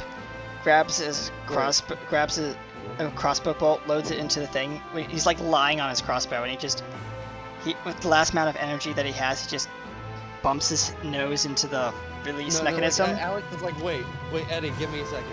He says we'll point out the crystal and it turns green, the same color it usually does when it does the rewind ability. And he uses it on Eddie.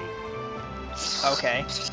And it rewinds him through time. Basically, everyone sees him go through the actions of going backwards in the hit.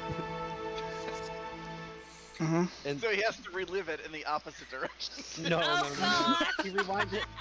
He tries to rewind it as much as he can, all the way to before he got hit. Okay. You know. So now he's completely fine. And yes, he does retain memory, so it's not like it was rewound. So now he's back Much up to better. 54 health. Yeah. It did cost the crystal some energy, though. He Would takes you his like crossbow me to bow handle out. him? I've dealt with him before. Eddie picks up his Yeah. crossbow bow now that he realizes it's in his hand, and he says, "That was a trip." Yeah. Well, you get used to it. As he shakes his head, Yes, please. We're having lots of problems with him. Yeah, I think the golem is not too pleased, Alex says, especially how I keep trying to get on top of it. He says, well, he's doing it again. He's gonna roll acrobatics this time. oh gosh. Darby's gonna cast Vicious Mockery. It's instantaneous. And he is going to, let's see here. Oh no, just Alex just kind of falls off the golem as he's trying to scramble up it. So that's level 1? Yeah. Yeah, it's level 1. So that's a 1d4 psychic damage, and oh, hold on. Oh, the creature has to make a wisdom saving throw of 13. Golem rolling time. I look at the golem. So, Come on, be low. Fail, please fail. Wisdom. It's Damn very it. low wisdom. Hate having hiccups. Has 9. It failed. Obviously. It got Yes. All right. It takes a 1d4 of psychic damage, and it has disadvantage on the next attack roll it makes for the end of its next for the end of its next turn. Oh. So,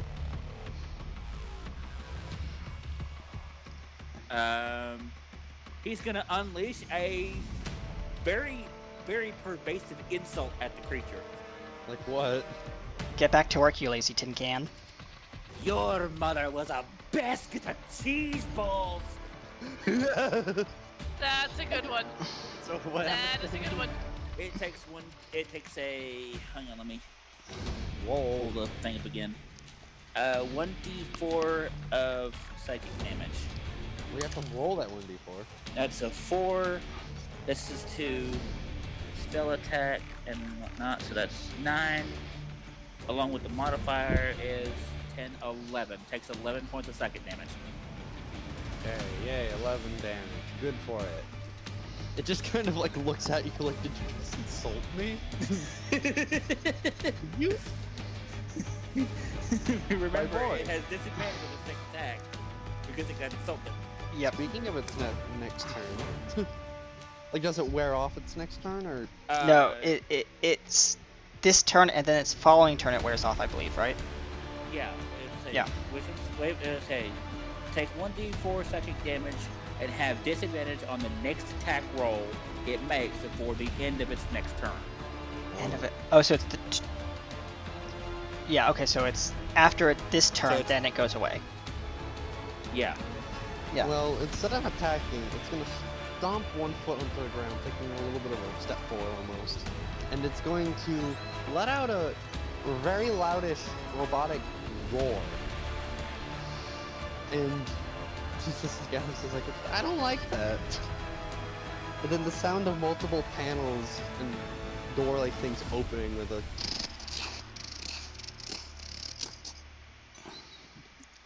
Guys, Eddie Holman j- says, The pointing at camera just doors. kind of pans around, circling around Eddie, and says, "Guys, I think we're in trouble." Why Sound of a are very we in familiar trouble? propeller noises. A bunch of those little camera drones start coming out. Oh. They look like they have a little extra of an attachment on them, though. Guys, I think we're in trouble. Can we run? You're stuck in a large dome room, and then you have a small cavern. There's a crack of thunder as now you guys have returned to the jury room, Ah! Not again. to the courtroom. Come on, can I have an epic fight? And surprisingly, the robot is now sitting in the audience. Waving one of those little flags. Yay. Well, let's put the robot like on the side. Yeah, the robot's dressed as the bodyguard. Just a little Oh, it's full! It's full for night court. Yes. Yes. The judge turns and looks at this creature. What is that thing doing here? What is it talking about, the big robot? Yeah, the robot. Oh, I think it teleported with us because it was touching one of us. That thing does not belong in my court. He said it's just gonna point a finger at it. Just unteleported. A talon. A Back talon. to your dimension. Just gets re-teleported to the arena, I guess. Yeah, back into where it was. Just Yeah. looks so confused. Like, where am I?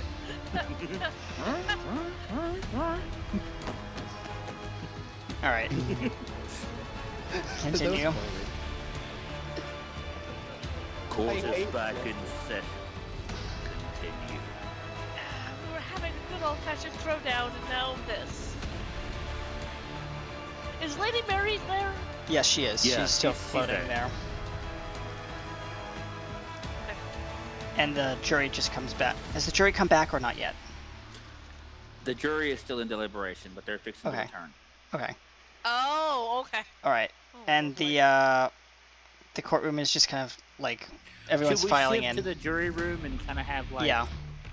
votes and stuff? Yeah. We're never gonna get. Ladies and gentlemen, if you're watching, you can vote too. Type your vote into chat for. Type yes for the prosecution. Actually, type P for prosecution or type D for defense. D for defense. Yeah, that'd be great. Since we don't actually have a poll set up, I can't actually do a poll because I don't have that feature yet. But if you would like to cast your vote as the jury, now is the time. There's no one watching but me now. Hey, I'm watching too. Yay. So, how do we take care of this business then? Who's doing that voice? That was me. That's one of the That lesser voice caught gods me in off the jury guard. room. That voice though. Well, I don't know. I don't know why I'm here. You see a little small kobold. Are we all doing a voice? Well, no, this particular kobold is kind of unique. You see a little small kobold dressed in leather with a rapier that slightly sparkles and a bow on the back. I heard all the evidence. Why? One of this god with kind of like big wings stretching over him, like demonic wings, says, "Frankly, I think he should be locked up." Why do you think that he saved this whole world multiple times? While he might have saved the whole world, there's so much destruction and chaos left behind by him and those goons out there. I just... Excuse me. Goons? Goons. He They're not goons, they're people. Whatever. He just crosses his arms. My God. Of course, now, Well, for starters, let's look at the fact. He nearly died several times on multiple occasions. Like, if you're gonna be evil, why would you almost kill yourself multiple occasions saving someone? Villains don't save people, they kill people, they destroy lives. And it's shown evidently that he's not even nowhere near a villain. So why would you want to lock him away just because of a little bit of destruction here and there? And then this kind of like little god with like, it's kind of like a, what is it, like a demon pixie kind of thing, floats up and pulls up one of the evidence charts and says, "Look here, according to statistics," and he says there's like kind of like a chart of like the number of people who have died is greater than the number of people who were saved. He says, "These charts don't lie. But if I were you, I'd take a good long look at this evidence." The god who happens to have those big old white, like feathery wings stands up. Just because the evidence shows a number doesn't mean we can trust the number. Numbers can be forged. Any god with significant enough power can overwrite that number or overwrite that scroll. We can't trust numbers alone. We have to look at the bigger picture here. Countless times,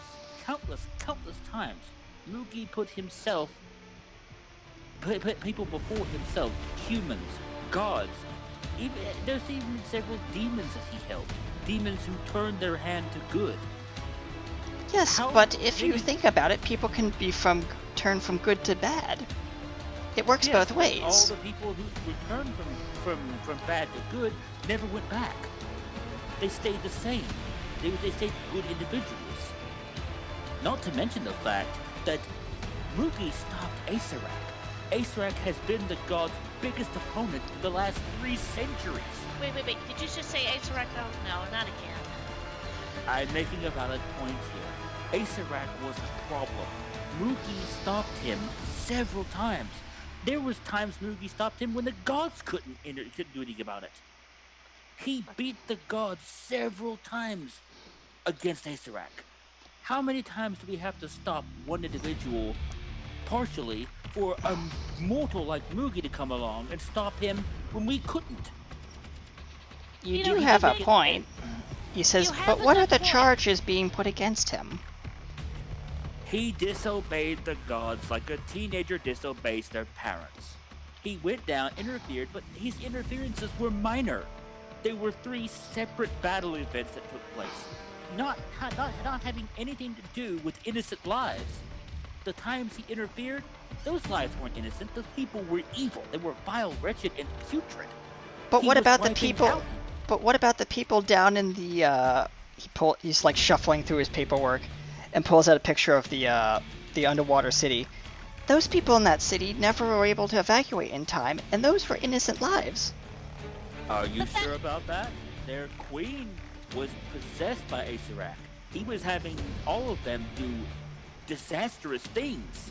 Yes, but that was just the queen, not the population as a whole. Then why did the... Go ahead, sorry, little one. Okay. now I have some experience with this. The people would listen to their queen, yes? Yes, but not if she's corrupt. They would know better.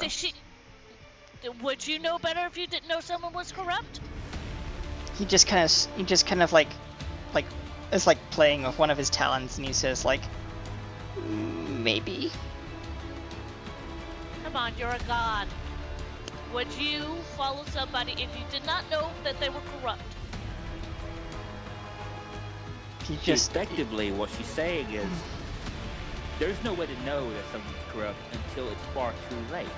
So, if you're just following orders at that point, and you love and admire your queen, your king, your prince, or princess, you're going to follow them because you want to serve them and make their lives better. But if they're corrupt, it's not going to be anything to you to obey an order to kill someone. You just think you're bettering your queen or your king. But at the point that, you keep going along with it even though you know it's wrong, then you become evil. You become like your queen and king. Mugi never once followed those who were evil. But what about his sister?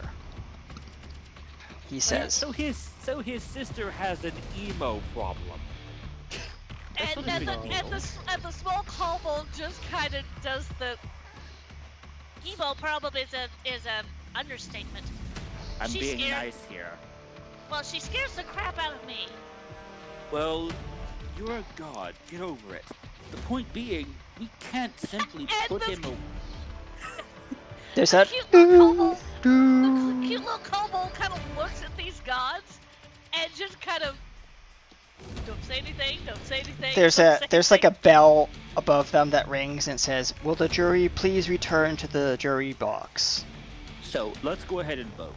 On the account of the numerous times he stopped all kinds of evil versus this one incident of him disobeying orders from the gods, let's weigh the pros and cons.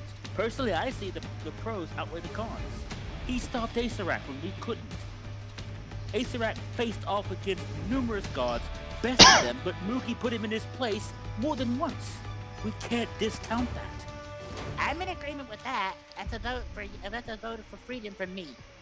And me, says the small kobold. So that's 3 votes. Everyone else? I think I'll vote to have Mugi freed. That's a yes from me. So that's 4 votes. The demon little creature says, "Well, since my vote doesn't really count, I guess I'll vote for freedom too." Your vote does count, but we need to make sure we understand the situation a lot better. And thank you for being one to not give in to your hostile emotions. So that's 5 votes. Any objections? There's only 5 None people on the from jury. me. Oh, sorry, we forgot about you, says the little creature. Because there's 6 people on the jury. Everyone forgets about the god of the sands. Did you just say God of the Fans? Sands. Sands. Deserts, Yeah. desert, salt, oasis. What I heard was God of the Fans, and I was thinking of an actual fan. The god of the god of the fan just stands there and is like waving like one of those like old Japanese fans. It's like Yep. and says, "Well, if you're gonna be like that, I vote no." So, in effect, it's a 5-0 vote to free Mugi, correct? 5 Yes. to 1, says the fan lady. Very well, 5-1. Let us proceed then. Then I'll come out. Was there only 6 gods that went in, or 6 beings that went in? There was a total of six jurors, yes. Yeah. As they go from inside the jury box to outside the jury box, the cute little kobold poofs. Gone. Gone like a. As the jury reached a verdict, We have, Your Honor. present then. She's just gonna pull out a little paper. In light of events that have taken place in the past and the numerous times that Mugi sacrificed his life to save those in need, versus the small, non-violent situations where he interfered against the god's will to save those lives. This jury, in a 5-1 vote, finds Mugi not guilty. The God of War just rises to her feet and says, and like with all the power and might like in her, she just rises to the front of the judge and says, "How dare you defy the rule of the gods?" And she's going to roll smite. On who? Oh, on The who? judge. Oh! Oh. Oh dear. Why did I scream? Hold on, this is gonna be like, this is gonna be a roll off. Yes, this is gonna be a roll off. I don't know if it would work. Where's it Alright. at? Where's it at? Where's Hold it at? on. Give me a second. I found it. I found it. Is that a spell or is that like an ability? That's a spell. No, smite. Yeah. It's Give me a second. it's well, yeah. Basically, it's a higher level finger of death that I'm modifying, but Hang on. No, it actually Okay. isn't. oh, okay. Oh, it is. It is a spell. Okay. It's a paladin spell. Yep. Yep. Mhm. What's the chances Vest can try to cast counterspell on that? Give me a second, and I'll be able to tell you what it actually. I'm debating if I want to do something interesting. Hey, Moogie. I mean, But I would Mag. have to- Mag. Lana Yeah. is more than welcome to jump in, because we discussed But this. What? Everyone is jumping in, and I was just sitting here contently, like. Yeah. Anyone can jump in at this point. Yeah. Well, I would have. Divine Spite. Hang on, Divine Spite.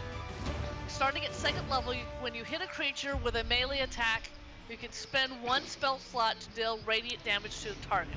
She does. These things are gods. Yeah. The damage increases by d8 if the target's undead or a fiend, which this person isn't. Extra damage is 2d8 for the first level spell slot plus a d8 each a spell higher than the first. She's casting With this a at max- 9th level. To a maximum of 5d8. That's the highest you can go. Okay, so Okay. Do I have to roll to hit, or is it just now instant? here's the question: what Yes, level yes, is this you- god? Wait. Well, no, this god is a god. So it's a But the so it's maximum of a divine smite is 5d8. So, whatever you roll for your, you have to roll to hit, yep. and then you have to roll your damage, and then you put in smite. Yeah. Who do I drag down if I wanted to do something interesting that requires probably permission?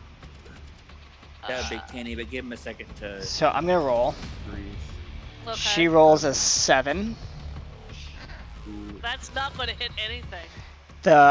So instead, it's gonna go wide and hit someone else. I'm gonna roll a d6 to see who on the judge's side, like the court area, No, is gonna get I hit. can still do a thing if I desperately wait. If you want to pull me down, you can. I was gonna talk to you about Please. something. Okay, pull me Okay. down, and I'm gonna mute myself, ladies and gentlemen. Oh, this is gonna be bad.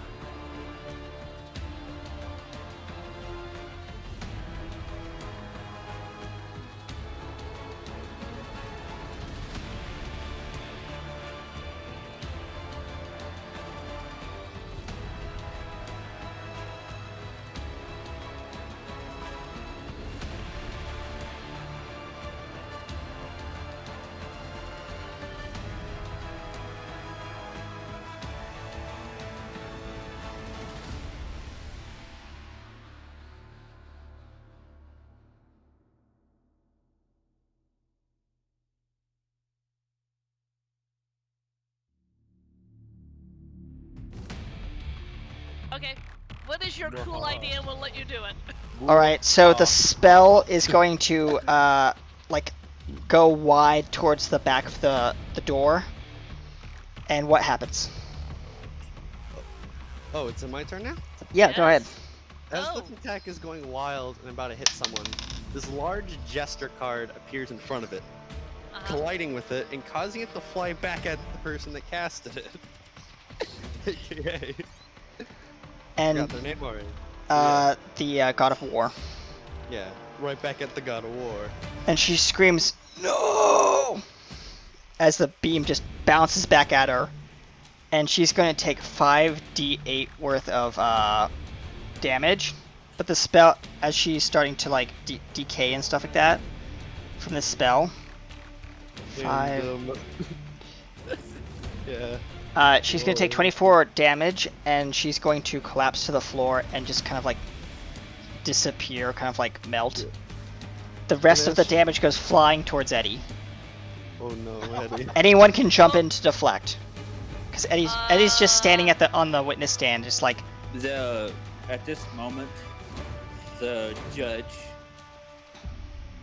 Has the beam already fired off? The beam is making its way straight towards Eddie's face. Oh no. The judge is gonna slam his big old hand down, like, up, and block the beam from hitting Eddie. You hear this loud, thunderous crack as his hand hits the floor. And That's enough of that. And then just and two guards come around and grab the what remains of the now kicking and screaming what is it form of the Goddess of War, and says, and the judge may speak. Wait, I wanted to quickly say that. Go ahead. After the card reflect and all that, just a voice of, well, that was close. This comes from a rather tall character wearing one of those, like, theater masks, practically. And, yeah, he's just there. And then there's another character who says, "Oh, you gotta be joking, that was good." The judge like lowers his head down and looks her directly in the eyes. You are insignificant compared to me. I am the founder of creation. You are but a speck off my scales. He's going to slam his hand down over her corpse, while she's still kicking and screaming, and he's going to unleash a barrage of god-tier magic missile. Holy crap. 255 damage. She is bombarded by radiant magic missiles. There's like this like glowing under this creature's hand, and then there's just it raises its hand, and there's like this scorch mark that's still glowing, and just this puff of smoke just rises from where the creature once lay. As with the jury's verdict, Mugi the demigod, you are free of your charges. The chains break off his hands, and he transforms into his full god form, demigod form. Well, that was certainly an interesting situation. Alex Lady Marion kind of looks at Mookie and goes, that was also a very interesting trial. This court is now adjourned, says the adjudicator. Yay. As people just start like filing All out. those may return to their zones and regions. This case is dismissed. But he just vanishes in a searing white light. And as the blinding light blinds all our players, they now materialize back inside the battle arena. Oh, we're back here again. And the Goliath is where there. Where did all of you go and come back from? Tardy people that they reappeared. We could literally like Fort, apparently, says Aya. And Very did weird. anybody see the little kobold sitting with the gods? Did Yeah, that anybody was see weird. that? I didn't see anything because I wasn't there. He's gonna. so Eddie's gonna roll apologies. perception. I mean, actually, history. Alex, I Alex, assumed it was that's just what. not like a kobold. Now the question is, 15. did Moogie reappear with them? Yes. Like in God form? Okay. Or? No, in his Demon form. in his no, not his demon form, his goblin Oh, form. goblin form. I don't have that character sheet anymore. Shit. Yeah. What happened? Why am I a I goblin just again? realized. I just realized Alex has never seen kobolds nor And- goblins. Because and- in his realm, those don't exist. And Lana says, Lana would probably say, I believe they don't trust you with your powers just currently. I have to go to square one again? At least I'm alive. In this Nice class. voice. Alex is like, what is But this? Can on someone a tell side me? note, Lana! He's gonna tackle her hugger. It's just Alex is like, what is that? Like, actually, I hadn't even asked what are you pointing at Vess. Like, like at my own realm. No, I mean like species. He says while pointing at like. Oh, I'm a everything. kobold. What is a kobold? Well, it's a kobold is a dragon-like creature. Yeah. We have dragon-like creatures. They're very Eh. much tinkerers in my realm, but Eddie just Well- points to himself and says, I'm a gnome. No, Well, and not I'm one a of those garden things that you put out on your lawn. goblins are. I haven't heard of. I thought goblins were just fantasy, at least in my realm. I guess I'm gonna have to ask Lady Mary who that kobold was. Boogie, did you know who that kobold was and sitting with the? I have never seen that goblin before. I didn't even know they were there. My head hurts. Lana, I missed you. I missed you too. Okay. Well, Alex is like, okay, we're cool with the chit chat, but we still have this problem. As the robot goes, Hey, my control. Sorry. My goal. yeah, the robot's just like looking up as it's like powering back up. He keeps going to sleep. Okay, Actually, let me take care of this, please. Okay. what I'll can you fix it. do? Alex just says. Eddie says, please don't do the big thing again. It's terrifying. That's kind of what got this trouble in the first place. Lana, if you wouldn't mind helping me a little bit. Of course, Moogie. You can borrow it, but just this once. No more. She's gonna reach down and she's gonna touch him on the forehead. And he turns into a demon. Oh, Just no, the not regular Boogie again. just the regular demon form. Okay. Yeah, this regular demon form, not the Not the overpowered- angry form. Yeah. He is going to rush this thing full horns. So I have to roll the hit. Have to roll the hit. And he, if I remember correctly, I think he had a what's his normal modifier? It was a +2 in demon form. +2 in demon form. Why no, because his enraged form had a +8. Oh yeah, so, I mean, if you're going, so it'd be a +6. Okay, because he's lost some of his stuff. Yeah, he doesn't have the full, Floor dice! he doesn't have the full anger to go upon. Ooh! Oh, thank you, Floor Dice. You're wonderful. I had to re-roll it. Hello, welcome, Attack. Thanks for joining us. Wow. Nat 20. Yes. So, okay, I forgot. What damage? That's bludgeoning damage, but what do I Yes. roll for like horns. That would be unarmed strike. Okay, so which dice is that? That's a, I have it actually here. That's a D6.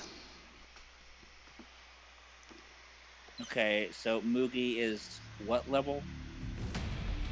Moogie is, I should have kept. 14th level. Damn. in this 14th in level, this okay, so- form. In his true form, he'd be 18. Okay, so 14. That's 1d6. It goes up by 2 per level. No. Damn it! I wish you could have kept that sheet. Mm. Okay, 14th level, or level 14, and unarmed strike is a 1d6. So that goes There. up. Hold on. So attack. There's actually no gameplay here. It's all theater of the mind, if you know what that means. So it's like kind of like our imagination, kind of describing the scenario before you. This is what's known as Dungeons and Dragons, and it's basically a bunch of role playing. So yeah. Alright, so 14 at level 14, the 1d6 is for level 1, and it goes up every 5th level? Yes. Alright, so that'd be a 2d6 at 5th level, and then what's after 5th level, Trish? What do you mean after 5th level? Like if it's for the 1d6 at level 1, it's a 2d6 at level 5. Does unarmed strike scale like that, or is it just static? Or does it scale differently? Okay. What are you? What class are you? He is barbarian. Yeah, barbarian. Yeah. Barbarian doesn't have an unarmed strike. Okay, so attack. The reason why we don't see all the cast on screen is because some of them don't have working webcams, so we use a character reference image to overlay on top of that.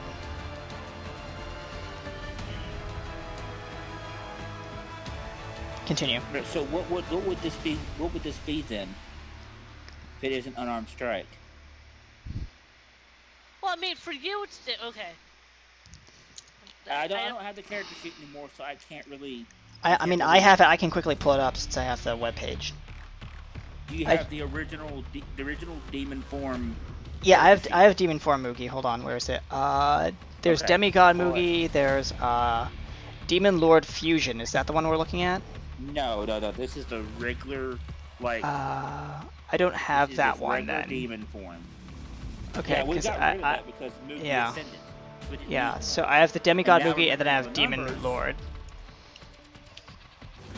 So. I See, hate if forgetting it's- numbers. See, if you were a monk, you could do unarmed attacks, but as a barbarian,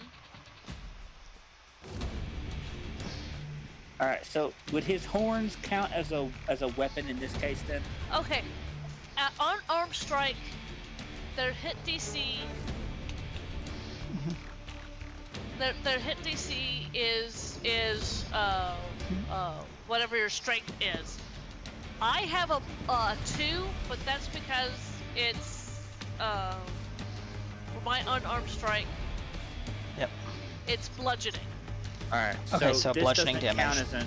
This doesn't count as an unarmed strike then, since he's using his horns. They're classified as a weapon. Okay. So maybe So, just like in that case, 2 rapiers. I don't think that's the case with this one because if I can remember what the original numbers were for his charge attack, Mhm. then would be okay with it.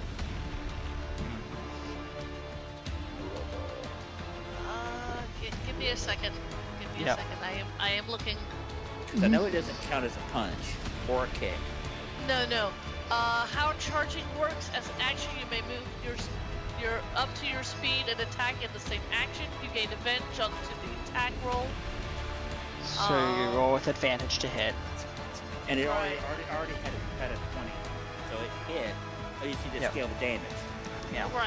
Right. Wow. I am trying to see how much. Certain weapons are deadlier when used with momentum of the charge. In general, all weapons from the spear and lance families does double damage with an attack from a charge. I think your horns would be either a spear or a lance. Probably a because they're lance, because lance do more than likely damage. A lance. Yeah. Okay. So what is a lance's damage scale to a level 14 character? Mhm. Hang on a second. Yeah. Lance? Yes. That's 5e. Give me a second here. It's equipment. It's 1d12 piercing. Okay. Okay. So for a level 14, that's Well, Well, no. Okay. It doesn't scale. Lances don't scale. Because it's Okay, a but thing. does the character does the character's like strength or whatever affect the damage total? Yes. I'll let you add your strength modifier to that. Yes, that does affect it. It's 1d12 piercing plus your strength All right. thing. That's Do we strength know? skills. Do we know Strength what his skills. do we know what his original strength number was? His strength modifier, not his actual. I can go by Demon Lord Fusion and see what it was. And scale it down to a 14. Yeah, hold on. Let me just play with this. His strength was a +4 here, so it'd probably be a +2 modifier. Okay, so what do I roll again? What dice set? 1d12 plus your strength. Okay, 1d12 plus strength, that's a +2. Mm-hmm. Right. And because you got a 20, you double your dice. You don't Okay, double so- your strength, but you double your dice. So you roll double another. double the damage roll? Yes, but you don't add your strength again. Yeah. So that's an 8 plus my strength is 9, 10. And the other one would be a total of 18, 18. Yep. right? Yep. Yes. Okay. So Aldwin, 28 Finally damage. figured it out. 28 damage. You're gonna do what? How much damage to it? 18 charge damage. 18. Yeah. In other words, this creature, this robot thing now has Boogie's horns jammed into it. Yes. And just Alex is like, that's a perfect time for me to do this as he scurries up of it. I'm not even gonna roll it because it's distracted enough for it not Yep. to roll him off. So he just scurries up the thing. It's like, oh, exactly what I wanted. And he just immediately, like, you see a panel, just like a piece of the robot just to fly off of it. as he's just now thrown a maintenance panel on, and now he's fiddling with it. Mhm. Now I'm just gonna roll. I'm just gonna Alright. roll to see how quick he does it. And it's good. Okay, he rolled a 5 to start. This is a good sign. I hope so. I'm just gonna make it like once I get to 100, that's when he's finished. So just every time I roll, he gets ever so closer. So Okay. now you get to deal with the robot while he's hanging on for dear life. Messing with it. Oh. And Okay. every time it's his turn, he increases the hack by like a little bit. Okay. Okay. So whose turn Oh, is it let's- now? Because I Maverick think it'd went. be AS turn. Go Okay. ahead. And every Fine. time we went back, it just started Alright. on the top of the round. You take your Yeah. turn, I'll be right back. All right. Go ahead. My character is going to cast. Alex is just like, keep it distracted! He just gives a thumbs up of the head. It's a little Okay, confusing you're right. attack to understand how to play D&D if you've never played it before. Continue. Okay, I am going to cast Agazar's Scorcher. It's a line of roaring flame 30 feet long and 5 feet wide, Okay. and it emanates from you in the direction you choose. Each creature in a line must make a dexterity saving throw. And I'm doing this at 4th level, so it's 5d8. On a failed save and half as much as on the successful one. That does include Alex, unfortunately, because Yep. he's on top of this thing. But If you knock Alex off, then he won't be able to hack anymore. but just no, this isn't hacking. This isn't knocking him off. It's just Yeah. doing damage to the creature. I mean, if you and, kill him in the process. well, We'll see. we'll see. Okay. Roll your dexterity save For both the robot and him? and him. Okay, the robot Alright. is like I'm gonna roll for Alex first. I care about Yeah. Alex a little more Yeah. here. All So what right. does he need to roll? Dexterity Dexterity saving. saving throw. You instantly knock him down. Anyways, It's he has just- he rolled 13. Okay. We'll deal with that in a minute. And- Now roll for the robot. The robot has no dex saving throw. Well, he does, just 0 on it. 17. Okay. Well, he also fails. How high is this? against my DC, which is a 19. Damn you. I would have to get a literal crit to beat you. Except I am changing this just a little bit. She's casting this spell. She knows you're on the back, and she's only hitting the robot. Okay. What spell is this? Agassar Scorcher. Oh, I remember that. Yeah, it's 31 damage to the robot.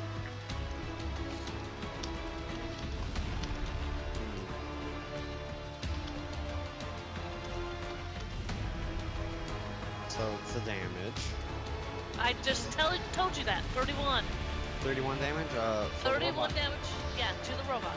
Okay, 31. I didn't hear it, sadly. I said 31. But I didn't hear it. Okay, anyways, you damaged it. It Yes. scorched a little bit. It's ow. Yes. Anyways, actually, just in between each turn, I'll just make Alex roll for a little more hacking. Ooh, 11 this time. Just to make this a little quicker for everyone involved. Okay. That was my turn. Okay, who's after that? Leilana's gonna go. Oh no! Just Don't don't knock him kill off! Do not knock him off! Don't knock him off! Oh god. Uh-oh. Oh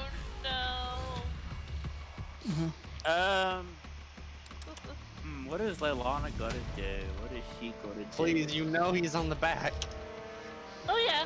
And also, don't kill it before he She finishes. is going to roll intimidation. Okay. Of course. Of course. Okay, I have an idea. If you successfully do this, you're good. I'm happy. I was planning for you to do this, kind of. Do it. It's Hit me. Do it. 15? 15? Where did 15 go? Isn't it, would it be against its AC, right? Yeah, Oh. I think that hits. I'll accept that, even if I decided to double its AC in that it's actually above that, but I'll accept that for now. I'll accept a successful intimidation. Well, if you think instead. about it, because it's being hacked right now by Yeah. Alex, guess its I think AC it's would be defense. lowered. Yeah, So it has disadvantage against yeah, Yeah. Anyways, resistance. you do have to sell me on your threat. yeah. Or what are you doing? Sit down. Oh, okay. What you've done is you have increased the hack speed by a bit. AKA, I'm gonna add, I don't know what number. Just Roll a add d6. Roll what?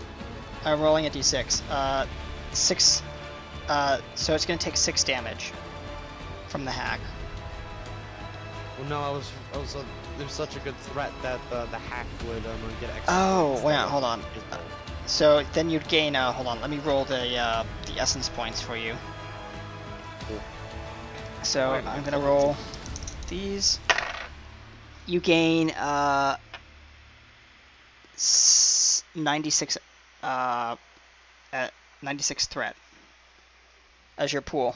So I'm gonna spend the 6th threat. So now you're down to 90. Wait a minute. I thought he was doing the stuff. Well, I'm spending the 6 essence points on our side to do that. Sorry, Oh. my bad. I got that mixed up. Continue. It happens. Yeah. Wow. Okay. Okay. Anyways, So. what am okay. I doing to the hack percentage here? It's gonna increase by 6%. Oh, I don't know that percentage. So 6 Uh, times. I'm just gonna roll a really high, like maybe a 2d6. Sure, go ahead. Isn't that good? You get a free 2d6 roll for the hack. Mm-hmm. You should be happy. You got a 9. Cool. Good for you. We're 5 minutes away from. Yeah. Yeah. 5 All right. minutes away, but Jesus. I'm trying to speed up this hack by like 10, Yeah. 100%. Yeah. I'm gonna cut this in half, aka it's like almost done. Like one more round Okay. and then one more turn and then it's Okay. done. All right. We just Yep. put a 50 in there. There we go. Yep.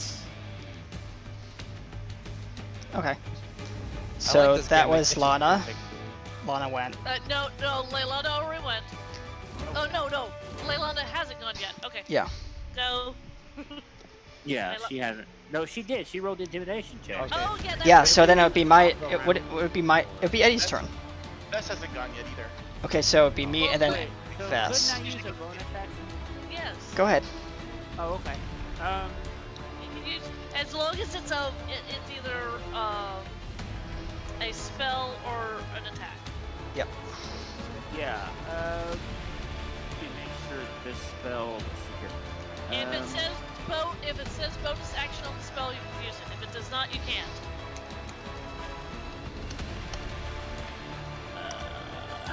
All right. Well, thanks Where would attack that for be coming at? by. What's the spell? I'll be able to look it up for you. Because this doesn't say anything about having a bonus hit, but I don't know if it listed or not. Tell me the name of the spell. Finger of Death. Oh. That's got to be an action. I have a feeling that's going to be an action. Yeah. It is an action. There's only a handful of spells that are bonus action. Like Yeah, Yeah. that's an action. You can't use it. Okay, so how do I tell if it's an action? usually the time column. So 1A is one action. Bonus action is usually 1BA, I think. 1BA, yep. Mhm. Like ensnaring strike is a bonus action. I'm just picking one Yeah. out of the air Mhm. to give an example. Okay, so it has a what then? A BA? Yeah. BA. Under action, yeah. Under time. Yeah. I have none of those as that. Okay. Yeah, none of my spells are bonus actions either. So. Yeah. Okay, well her bonus action is she's going to step back a little bit. Okay. Okay. Is that it? Yep. Is that it? Okay, so Vess or Eddie, go. All right. Go. Both.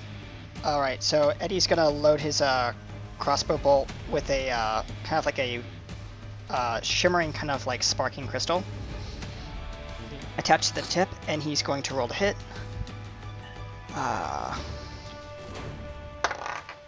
That is a. Oh wow, that is a 24. I think Damn. that hits. Yep, that hits. So now he's gonna roll 2d6. Where's my other d6? That is 6 damage. Shock damage. So, how much damage are we? 6. Okay, 6. Yep. One damage. Bang. Alright. That's his turn. But for his bonus action, he's gonna load another one that kind of has a kind of like a goopy kind of like inky kind of look to it. It's a black crystal. Okay. Vess. I'm gonna pull out Vess's like actual like heavy hitting. Like he hasn't done. I don't think I've ever cast this. Vess raises his arms Uh-huh. and he casts Power Word Stun. Howard stun. Yep. Which, That's a new one. the target needs to make. Oh no. If the target has 150 hit points or less, it is stunned. 150? Yeah. Yes. Yeah. Yeah. I kind of waited a bit before I did this because I'm like, wait. I don't. Okay, how much health does it need to have? 150 or less. If it has more than 150 hit points, the spell doesn't affect it. So Currently, as long as it's no more than. it's below that, so yeah, you're stunned, I guess. Yep. Yeah. Well, you just boosted the hack so much where I'm just gonna say the hack is finished. Because it's easier when it's not moving. Just gonna say that now. And good job. Now be mindful, Moogie's horns are still jammed into this thing's body. Anyways, Alex is like, wait, I have an idea. He says, well, he pulls out the crystal, and he jams it into the robot. And all of a sudden, a huge shockwave comes from the entire machine, pushing everyone like away from it. Up against the wall, Eddie goes, oof. Everyone, including you, Moogie. Everyone just That gets kind of smarted a little bit. the entire thing is sparking uncontrollably. The sparks are, and like almost lightning bolts are coming out of it, and it's different colors, like different colors from the crystal practically. It's like, oh, I think I made a mistake. Alex just says, staring at this mistake.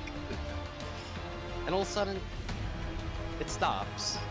And now the golem is just sitting there, really. And Up above, there's that tiny little like opening where the Goliath was. A rope ladder is thrown down, and you hear Dracathio say, "Quick, climb!" Anyways, I'm roll perception to see anything with the robot.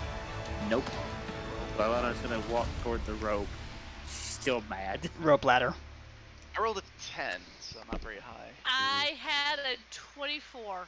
Nice. Well, you notice that the robot's eyes is no longer yellow, and now it's the same colors and the same pulsating colors as the crystals. Aya's gonna look at Alex. So it is our friend, right? I think. And also in the back of this thing, like where he jammed the crystal, it's like almost roots are growing around the crystal in the robot. Pretty much tethering it. Yep. It's like, I think it's permanent, at least kind of now. Well, anyways. Well, we need to get. There's a rope ladder. We need to get going. Oh yeah, we should. Alex climbs up, and the robot like just kind of does like a leaping jump to get out the hole. Dracathio's there. Dracathio's up at the top, and he said, "Come on, hurry! We don't have that much time." As you're climbing into this large warehouse, with this giant, massive. Yes, Jody, massive. Jody. Yes, Jody, massive. Obsidian-looking skyship? Whoa. That's very big. And you're right underneath the engines. As you're climbing up through this hole. Please don't activate the engines. Alex just kind of says a little jokingly. And Dracathio says, "Don't worry. That's interesting. Welcome to my warehouse, and welcome." So what was that point of going through that trap of hell? Says Aya.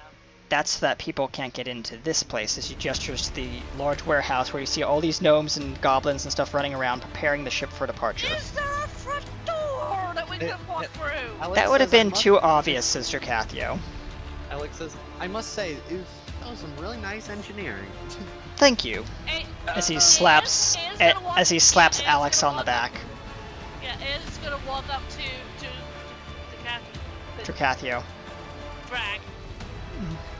Kind of. She can't lift him, but kind of put her hands on his like here. Yeah. And go. Don't ever do that again.